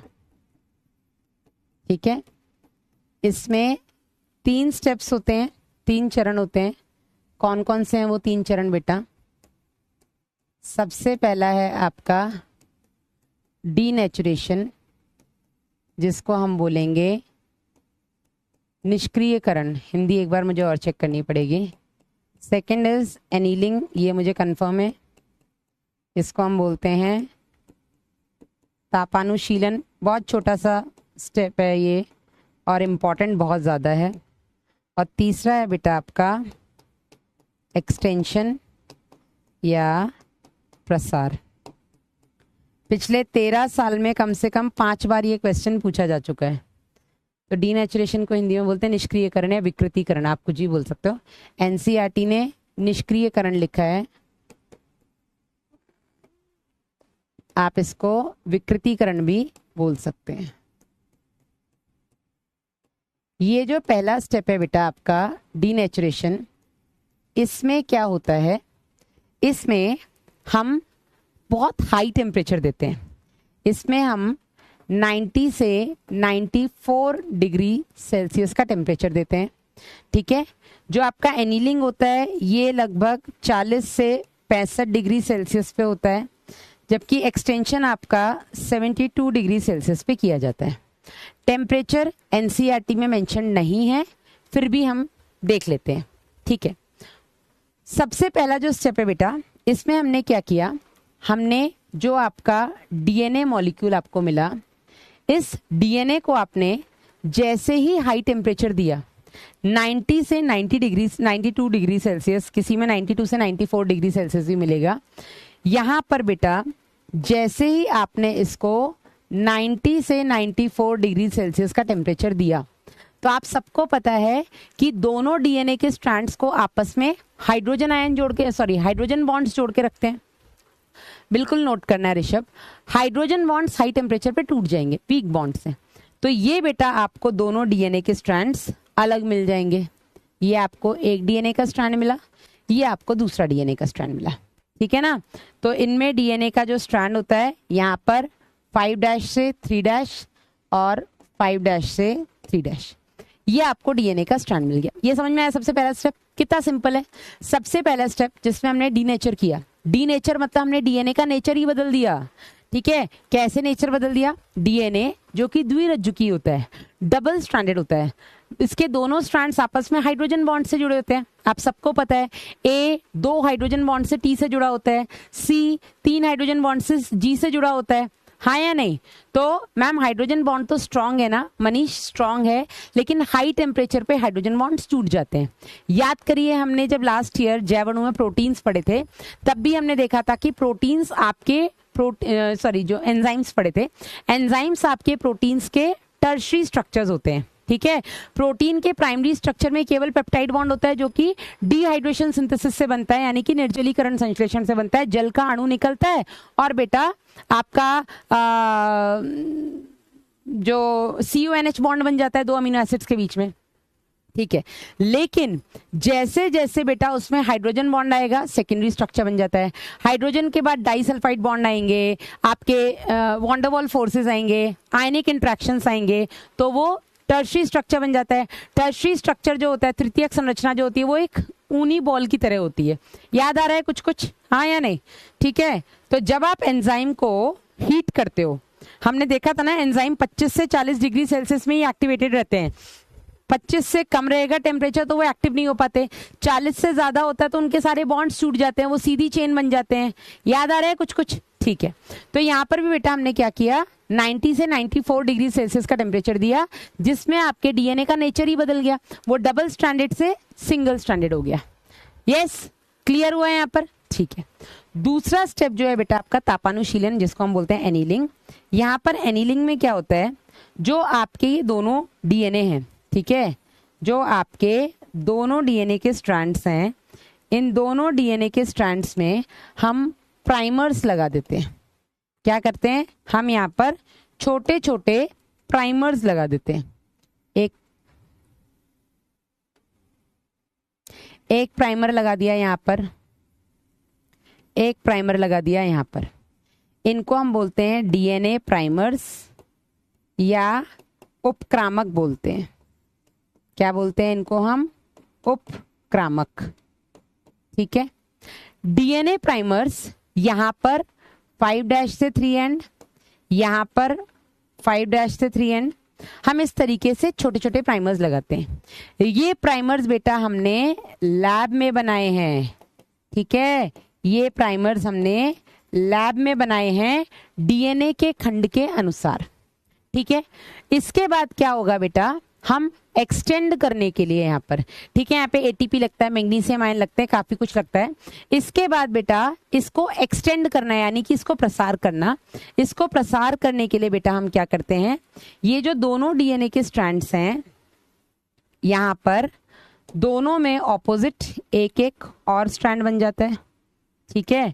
पहला वाला आपका 5' से 3', 5' से 3', 5' से 3', और उसके ऑपोजिट जो स्ट्रैंड बनेगा ये 5' से 3', 5' से 3'। प्रसार के लिए बेटा हमें एक एंजाइम की जरूरत पड़ती है, और उस एंजाइम का नाम है आपका टैक पॉलीमरेज। क्या नाम है बेटा इसका? Taq polymerase. याद करिए, हमने एक एंजाइम पढ़ा था डीएनए पॉलीमरेज। मैम प्रसार मतलब उसको बढ़ाना, प्रसार मतलब एक्सटेंड करना, प्रसार मतलब उसको खींचना। ठीक है।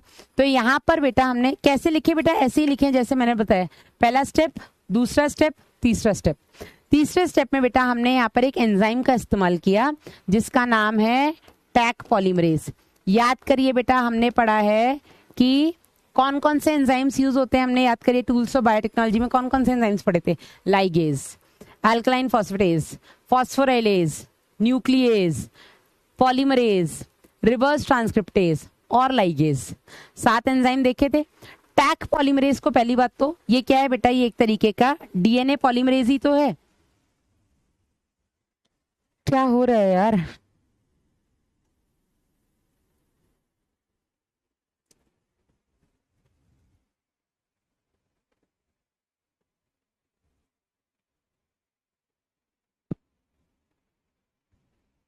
इन्वर्टर से तो इसको कनेक्ट किया है, फिर ये इसका लोड क्यों नहीं ले रहा है?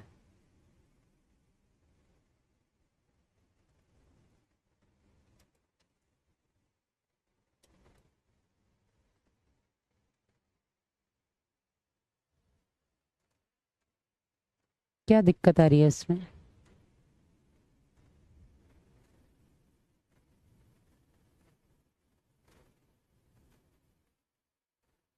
एक मिनट बेटा,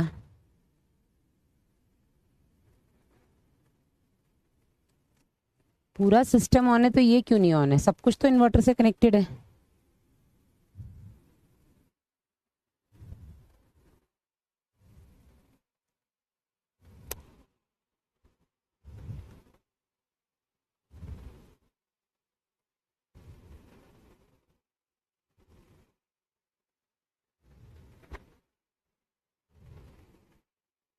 पता नहीं क्या हो रहा है बेटा, ये जब सब कुछ ही इन्वर्टर से कनेक्टेड है तो ये क्यों बंद हो रहा है जब और कुछ बंद नहीं हो रहा है, तो ये मुझे समझ में नहीं आ रहा है। अब ये फाइल करप्ट हो जाएगी, दिक्कत ये है। मैं इसको फिर से सेव कर देती हूँ पहले तो।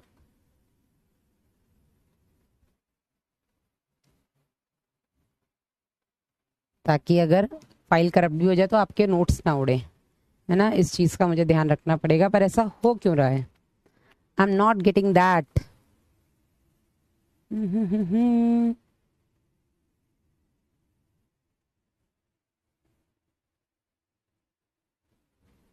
कोई नहीं, क्लास देख लेते हैं, इसके बाद देखते हैं कि क्या दिक्कत आ रही है। इसको मैं चेक करवाती हूँ, कल ही तो सारी सेटिंग हुई है यार।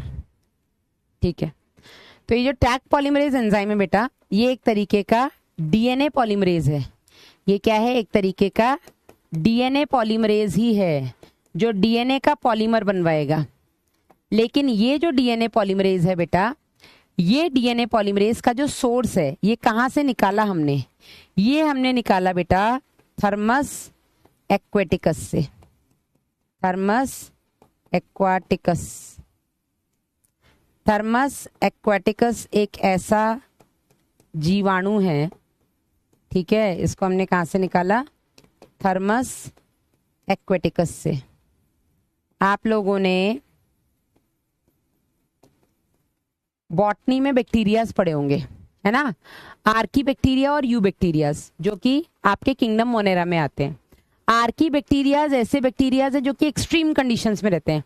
एक्सट्रीम कंडीशन मतलब बहुत ज़्यादा जहाँ पर टेम्परेचर होगा, या बिल्कुल ही जो मिथेनोजेंस होते हैं जो मार्शी लैंड्स में रहते हैं, मार्शी मतलब दलदल में रहते हैं, या बहुत ज़्यादा एसिडिक एनवायरनमेंट में रहते हैं, पढ़े होंगे आप लोगों ने। ठीक है, तो यहाँ पर बेटा हमने क्या बोला, हमें प्रसार कराना है 72 डिग्री पर। अब हमारा डीएनए पॉलीमरेज तो 72 डिग्री पे धराशायी हो जाएगा, हाँ या नहीं। हाँ, सब कांड मेरी ही क्लास में होते, ये बात तो सही बोल रही है बेटा, है रौनक सही बोल रहा है। तो 72 डिग्री पे बेटा हमारा डीएनए पॉलीमरेज तो निष्क्रिय हो जाएगा, क्योंकि उसके सारे बॉन्ड्स टूट जाएंगे, है ना, तो वो आपका इनएक्टिव हो जाएगा, या यूं कह लो कि वो आपका डीनेचर हो जाएगा। तो हमें कोई ऐसा एंजाइम डीएनए पॉलीमरेज चाहिए जो 72 डिग्री सेल्सियस पे काम कर सके।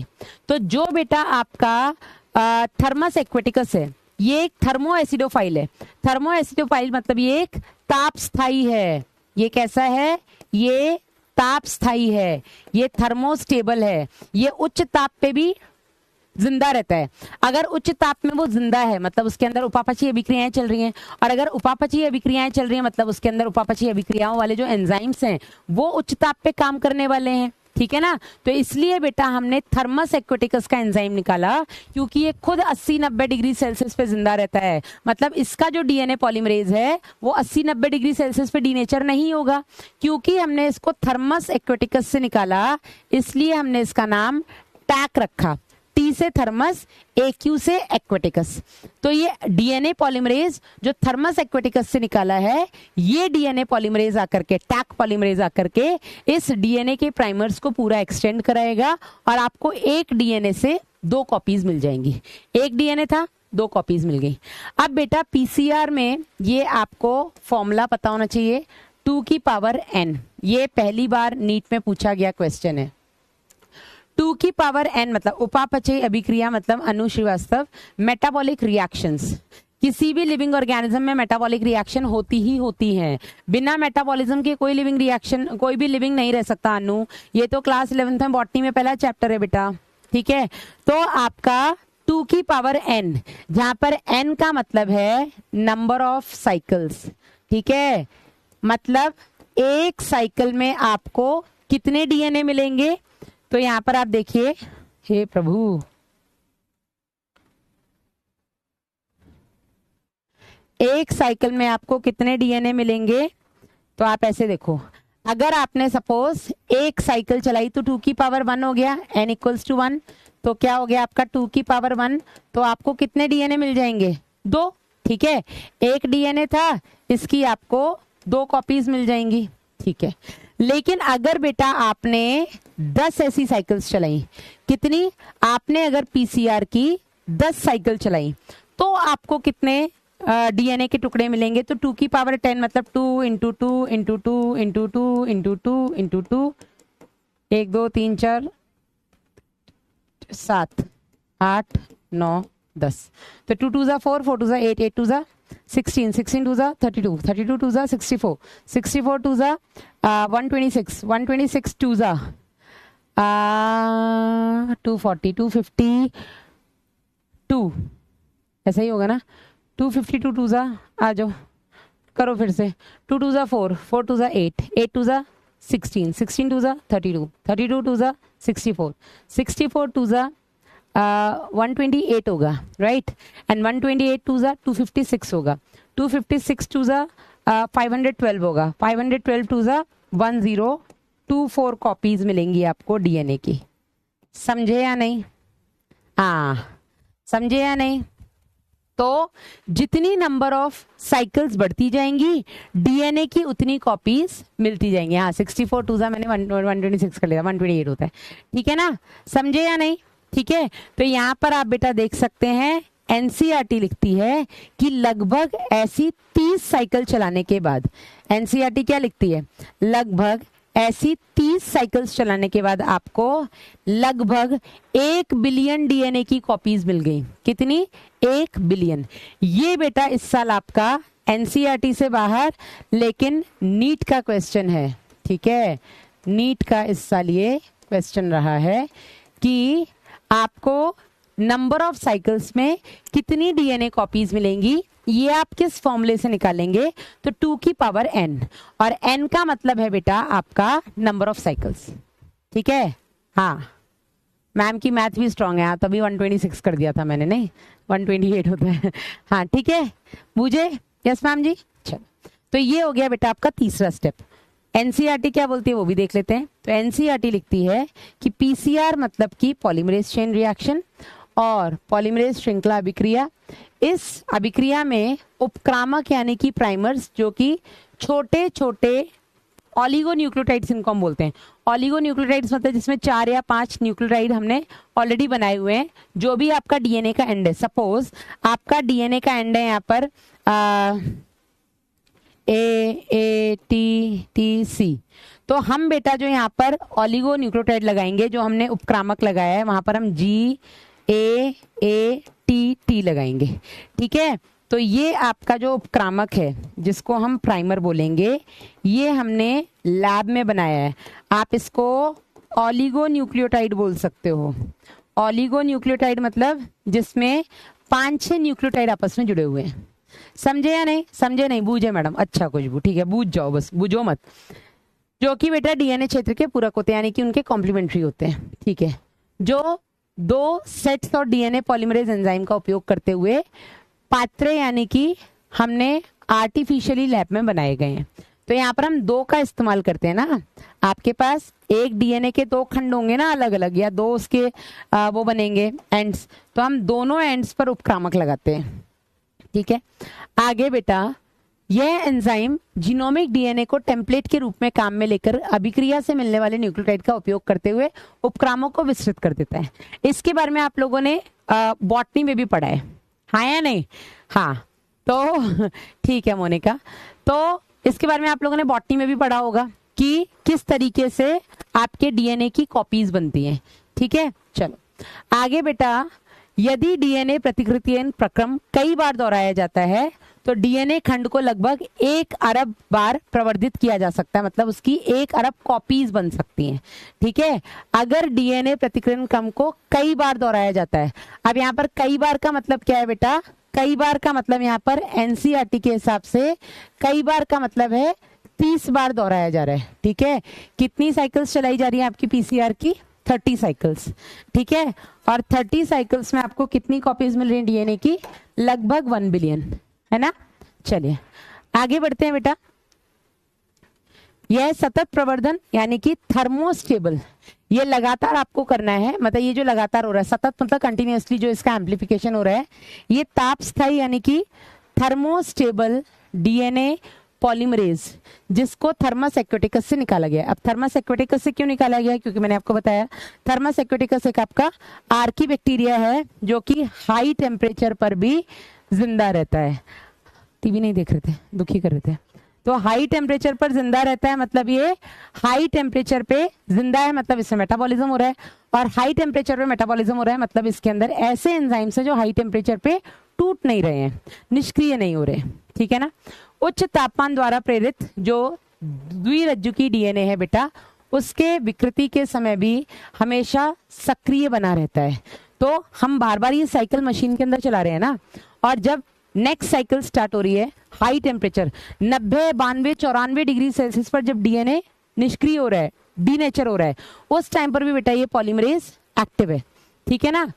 यदि आवश्यकता पड़े तो अब प्रवर्धित खंड जो है बेटा, उसको संवाहक के साथ बांध के आगे क्लोनिंग के लिए प्रवर्धित मतलब यूज कर सकते हैं, ठीक है। तो एम्प्लीफिकेशन या पीसीआर बेटा हम पुनर्योगज डीएनए बनाने से पहले भी कर सकते हैं, पुनर्योगज डीएनए के बाद भी कर सकते हैं, ठीक है ना। ये हो गया आपका पीसीआर। तो 3 स्टेप बेटा हमने आज देख लिए हैं, बाकी के 3 स्टेप हम पढ़ेंगे कल। हालांकि ये वाला स्टेप मैं ऑलरेडी आपको पढ़ा चुकी हूँ, ठीक है। ये चौथा वाला स्टेप देख लो, मैं ऑलरेडी पढ़ा चुकी हूँ। ये क्या है, परपोषी में पुनर्योगज डीएनए का निवेश, इंसर्शन ऑफ, ये ऑलरेडी हम पढ़ चुके हैं, रिकॉम्बिनेंट डीएनए इन होस्ट, ठीक है। और हम यहाँ पर कैसे कैसे डाल सकते हैं परपोषी में, तो एक तो बेटा हम संवाहक की मदद से, है ना, संवाहक द्वारा, और दूसरा है बेटा आपका बिना संवाहक के, है ना। और ये हम ऑलरेडी पढ़ चुके हैं, मैंने आपको बताया था 6 में से 2 स्टेप में आपको ऑलरेडी पढ़ा चुकी हूँ। तो संवाहक द्वारा बेटा हम प्लाज्मिड का इस्तेमाल कर सकते हैं, ठीक है। प्लाज्मिड में हम पीबीआर 322 का इस्तेमाल कर सकते हैं, पीबीआर 322 का इस्तेमाल कर सकते हैं। हम यहाँ पर आपका पीयूसी 8 का इस्तेमाल कर सकते हैं। हम यहाँ पर एग्रोबैक्टीरियम ट्यूमिफेशियन का टीआई प्लाज्मिड यूज कर सकते हैं, ठीक है, प्लाज्मिड यूज कर सकते हैं। हम यहाँ पर पश्च विषाणु यूज कर सकते हैं, यानी आपका रेट्रोवायरस यूज कर सकते हैं। और अगर वेक्टरलेस की बात करें तो वेक्टरलेस में हम क्या क्या कर सकते हैं बेटा, हम यहाँ पर वो ताप प्रघात वाला जो अपना प्रोसेस है ना, कैल्शियम आयन से ट्रीट करा करके उसके बाद फिर हीट शॉक दे दो। यहाँ पर बेटा हम क्या बोलते हैं, सूक्ष्म अंतःक्षेपण, जिसको हम बोलेंगे माइक्रो इंजेक्शन का इस्तेमाल कर सकते हैं, ठीक है। वेक्टरलेस में हम बेटा आपका जीन गन का इस्तेमाल कर सकते हैं, जिसको हम बायोलिस्टिक बोल देते हैं। यहाँ पर मैंने आपको बताया था इलेक्ट्रोपोरेशन का इस्तेमाल कर सकते हैं, हम केमिकल मेथड का इस्तेमाल कर सकते हैं, बताया था कि नहीं। तो यही चीज बेटा एनसीईआरटी से एक बार पढ़ लेते हैं। एनसीईआरटी क्या कहती है, बंधे हुए डीएनए को या आदाता कोशिका में प्रवेश कराने की कई सारी विधियां हैं। यह कार्य आदाता कोशिका को अपने चारों तरफ स्थित डीएनए को धारण करने में सक्षम हो जाए तब किया जाता है, ठीक है ना। तो जो भी परपोषी कोशिका है उसको हम पहले इस लायक बनाते हैं, कॉम्पिटेंट होस्ट पढ़ा था ना, हम होस्ट को सक्षम बनाते हैं। कैसे सक्षम बनाते हैं, वो कैल्शियम आयन से ट्रीट करा के फिर ताप प्रघात देते हैं, याद आ रहा है, ठीक है। यदि पुनर्योगज डीएनए को, जिसमें प्रतिजैविक यानी कि प्रतिजैव प्रतिरोधी जीन है बेटा, इसको इकोलाई में स्थानांतरित किया जाए तो परपोषी कोशिका में प्रतिरोधी कोशिकाएं रूपांतरित हो जाएंगी। मतलब जो भी परपोषी कोशिकाएं हैं उसमें प्रतिरोधी जीन आ जाएंगे, हाँ या नहीं, पढ़ाया था। जनरली इकोलाई आपका जो होता है वो किसी भी एंटीबायोटिक के लिए प्रतिरोधी नहीं होता है, लेकिन अगर हम उसमें कोई ऐसा प्लाज्मिड डाल दें जिसके पास कोई प्रतिजैव प्रतिरोधी जीन हो तो उसका रूपांतरण हो जाएगा, हाँ या नहीं, वो ट्रांसफॉर्म हो जाएगा और अब वो प्रतिजैव प्रतिरोधी हो जाएगा, ठीक है।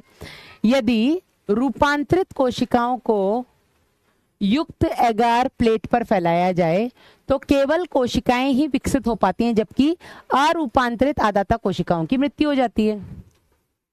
सेलेक्टेबल मार्कर, वो आपका जो प्रतिजैव प्रतिरोधी जीन है वो क्या है, सेलेक्टेबल मार्कर है ना, वर्णयोगी चिन्हक है, जिसकी मदद से आप रूपांतरज को अरूपांतरज से अलग कर पा रहे हो। तो हमने यहाँ पर कौन सा प्रतिजैव प्रतिरोधी इस्तेमाल किया, एम्पिसिलिन। फिर हमने इसको एम्पिसिलिन माध्यम में डाला तो हमने देखा जो रूपांतरित कोशिकाएं हैं वो तो एम्पिसिलिन में जिंदा रहेंगी, लेकिन जो अरूपांतरज है वो एम्पिसिलिन में मर जाएंगी, है ना। तो प्रतिरोधी जीन के कारण कोई भी एम्पिसिलिन की उपस्थिति में रूपांतरित कोशिका का चयन कर सकता है, और यहाँ पर बेटा ये वर्णयोगी चिन्हक का काम कर रहा है। एनसीईआरटी कितनी बार पढ़े सहरुद्दीन, उतनी बार पढ़ो जब तक एनसीईआरटी की एक एक लाइन आपके दिमाग में छप ना जाए, ठीक है। फिर भी ऐसा कभी नहीं हो सकता मैडम, तो मैं ये कहूंगी बेटा कि एनसीईआरटी कितना भी कम हो तो 8 से 10 बार पढ़ो, 12th की भी और 11th की भी। ये वाला समझ में आया, कितना तो सिंपल है, ये पहले ही पढ़ा चुकी हूँ, है ना, इजी है चैप्टर मैडम, उतना भी हार्ड नहीं जितना सोचा था।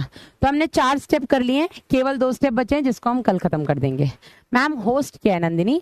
होस्ट वो कोशिका है जिसके अंदर हम अपना वांछित जीन डाल रहे हैं, समझे या नहीं? चलो अब ये हम क्वेश्चन करेंगे, ये 2 टॉपिक जो अपने बचे हैं ये हम करेंगे कल इस चैप्टर को मैं खत्म कर दूंगी। मैंने पहले भी कहा था बेटा टाइम लगेगा, 2 तो लगेंगे ही, मुझे पता है। चलो पहला क्वेश्चन आपकी स्क्रीन के ऊपर, इसके लिए मुझे वो ऑन करना पड़ेगा, स्लाइड मैप ऑन करना पड़ेगा। 1 मिनट, टाइम है तो कर ही लेते हैं क्या भाई, जब तक ये ऑन होगा तब तक लाइट चली जाएगी। ये ना इन्वर्टर से यूपीएस से हट गया है मैक्सअप, लाइट जा रही है तो सब सिस्टम काम कर रहा है, ये बंद हो जा रहा है। ऐसा क्या किया उसने मुझे नहीं पता।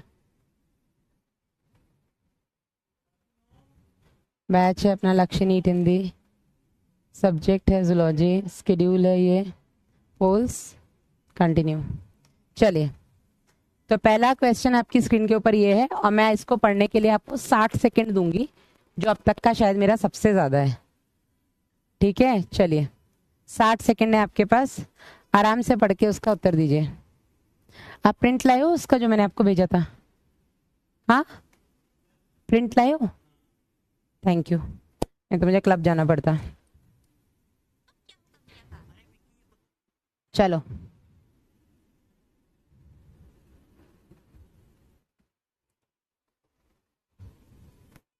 कौन है ये?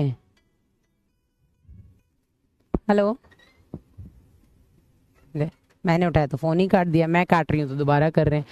हैप्पी बर्थडे मौसमी, पीयूषी मौसमी, ले कौन है ये? 1 मिनट रुको, करो।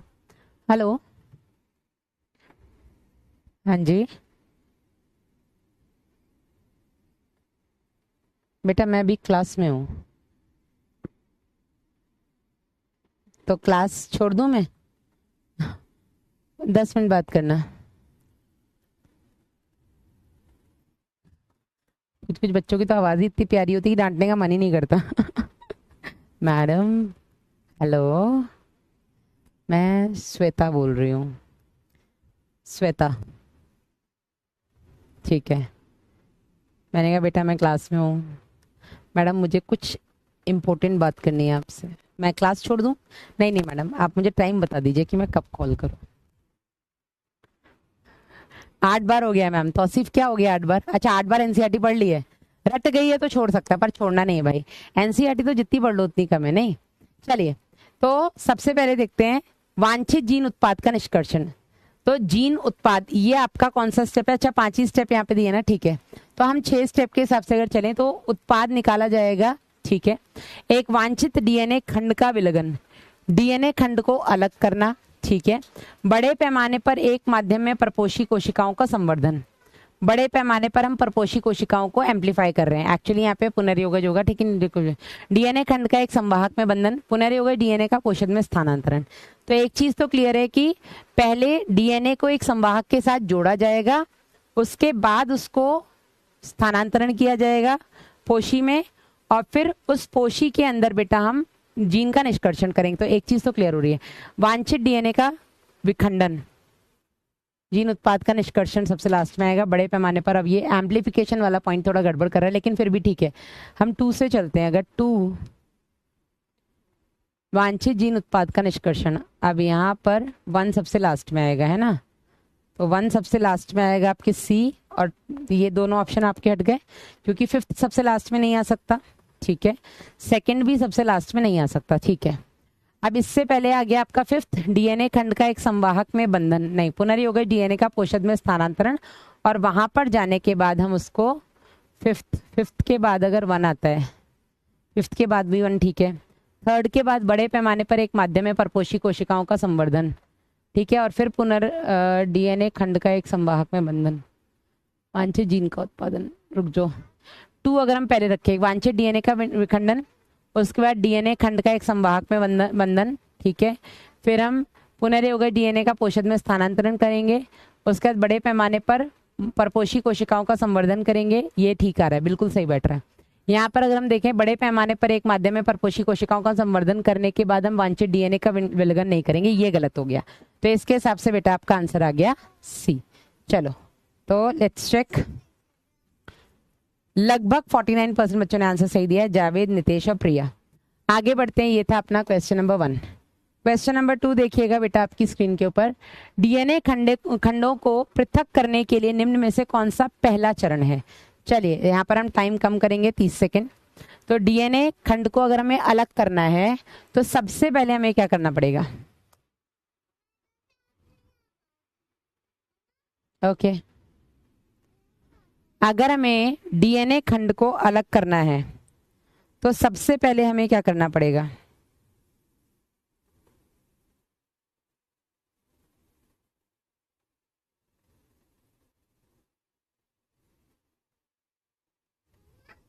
हम्म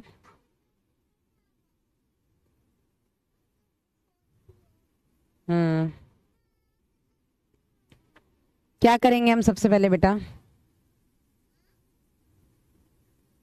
आपसे नहीं बोल रही हूँ बेटा मैं, स्टूडेंट से। स्टूडेंट से सबसे पहले हम क्या करेंगे? जेल को चला देंगे। अभिरंजित तो हम तब करेंगे जब डीएनए उसमें पृथक हो जाएंगे। छालन तो सबसे लास्ट है, ठीक है। सबसे पहले हम जेल को तैयार करेंगे, आंसर हो जाएगा आपका डी। चलिए केवल 26% बच्चों का आंसर सही है, Ramiz, Rohit and Khushboo. Question number 3 देखिएगा। एक डीएनए जेल में 2 केबी और 3 केबी, ये साइज है बेटा आपके डीएनए के खंडों का, ठीक है। तो इससे संबंधित 45 सेकंड दे रही हूं, सोच के आंसर देना। डीएनए के खंड का ये साइज है, 2 केबी मतलब छोटा है, 3 केबी मतलब बड़ा है। तो उसके हिसाब से बेटा कैसे गति करेंगे ये?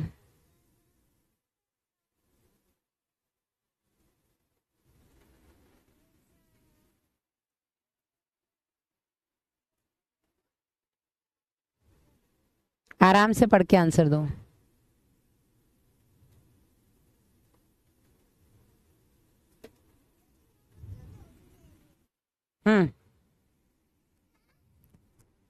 मैम आज सही आ रहा, ये तो मुझे आता ही नहीं था निष्का।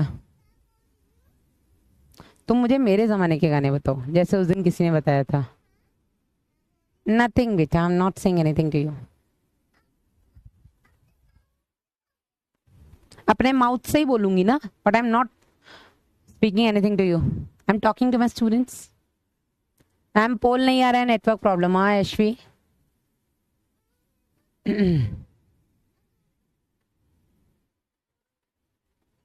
सी। चलो तो एक चीज क्लियर हो रही है बेटा कि अगर ये आपका जेल है तो एक है 2 के बी जो आगे रहेगा क्योंकि साइज कम है इसका, एक है 3 के बी, यहाँ पर आपके एक हुए होंगे, यहाँ पर आपका ये निगेटिव कैथोड होगा, आगे की तरफ आपका पॉजिटिव एनोड होगा, ठीक है। साइज छोटा है तो तेज भाग जाएगा। चलो आप लगा लो, 2 के बी कैथोड के निकट रहेगा, 2 के बी कैथोड के निकट नहीं रहेगा, ठीक है। इसको लिख लो आप लोग, ये कैथोड है आपके जेल में और ये एनोड है, ठीक है, इलेक्ट्रोड्स आपके जो हैं। 2 के बी कूपों के निकट नहीं रहेगा, 2 के बी जेल के विपरीत सिरे के निकट, जबकि 3 के बी कूप के निकट रहेगा। 2 के बी कैथोड से दूर रहेगा जबकि 3 के बी एनोड की ओर रहेगा। नहीं, 2 के बी कैथोड से दूर रहेगा, ठीक है, लेकिन 3 के बी एनोड से भी दूर रहे, ये एनोड से दूर रहेगा, है ना, कैथोड की तरफ रहेगा। तो आंसर बेटा आपका सी हो जाएगा। 54% बच्चों का सही है। Arpit, Shivam, Nikhil. Overall leaderboard देख ले तो। चलिए विशाल, डॉक्टर प्रिंस, खुशबू, कवि, मनोज, अभय, गुड़िया, अंजलि, प्रिया एंड पिंकी। नाइस, मतलब समझ में तो आ रहा है बेटा, ऐसा कोई टफ नहीं है टॉपिक, अभी करंट लग जाएगा, बस थोड़ा दिमाग ज्यादा देने की जरूरत है, ठीक है ना। तो ये था अपना आज का समरी में। आज हमने 4 स्टेप पढ़ लिए हैं, बाकी के 2 स्टेप हम कल करेंगे। होमवर्क में आपको डीपीपी 3 दी गई है, 3 दी गई है, 4 दी गई है डीपीपी दी गई है, वो कर लेना। और मॉड्यूल से बेटा मैं आपको क्वेश्चंस दे देती हूँ। एक्सरसाइज 1 आ जाओ। लक्ष्य का मॉड्यूल कहाँ है? जय प्रौद्योगिकी।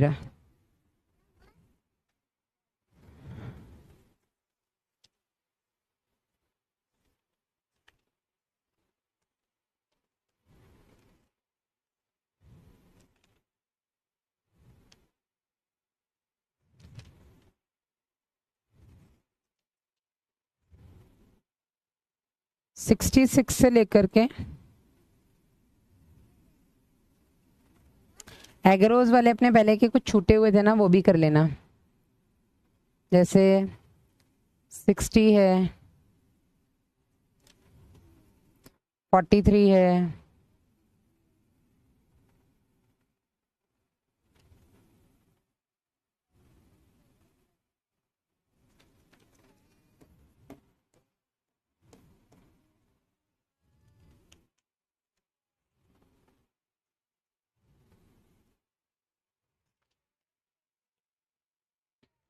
65 है, 66, 67, 68, 69, 70, 71, 72, 73, 74, 75, 76,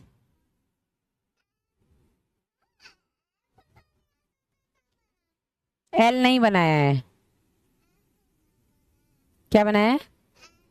एफ बनाया है, उल्टा एफ बना दिया। ओहो, 7 उल्टा एफ बना दिया, सुन रहे हो? हम पढ़ गए हैं ज्यादा।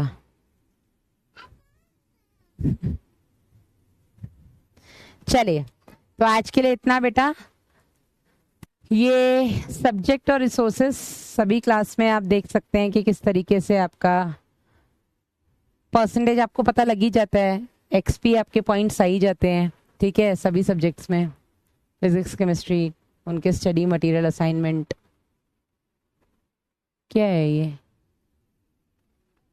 चलो, ये मुझे तो समझ में नहीं आया है, तुम लोगों के लिए तो नहीं था ये, पता नहीं क्या था। चलिए, मिलेंगे बेटा कल। कल इसको खत्म करेंगे। ये वाला सुना दो। पल पल दिल के पास तुम रहती हो, जीवन बीते प्यास। मेरे को देख, मैं गाती हूँ और ये चालू हो जाता है कि तुम तो मत ही गाओ। ये कहती हो मैं सांस लेता हूँ, तेरी खुशबू आती। तुम लोग इतने झूठे हो। देखो, मेरी औलाद बिल्कुल सही बोलती है, मम्मी तुम मत गाओ, तुम्हारा सुर बहुत ही बेसुरा लगता है, यू बेटर डोंट सिंग। चलो, है ना? शुड आई सिंग? पक्का? ओके। मैं सांस लेता हूँ, तुरंत भागता है कि तुरंत भागता है कि मत गाओ तुम। बहुत हो गया। चलो, कल मैं उसको बंद करके गाऊंगी। आज के लिए इतना ही, है ना? और कल में कोई अच्छा सा गाना देख कह रहा दोबारा से। चलो, अपना ध्यान रखो, मिलेंगे कल। Bye bye, take care.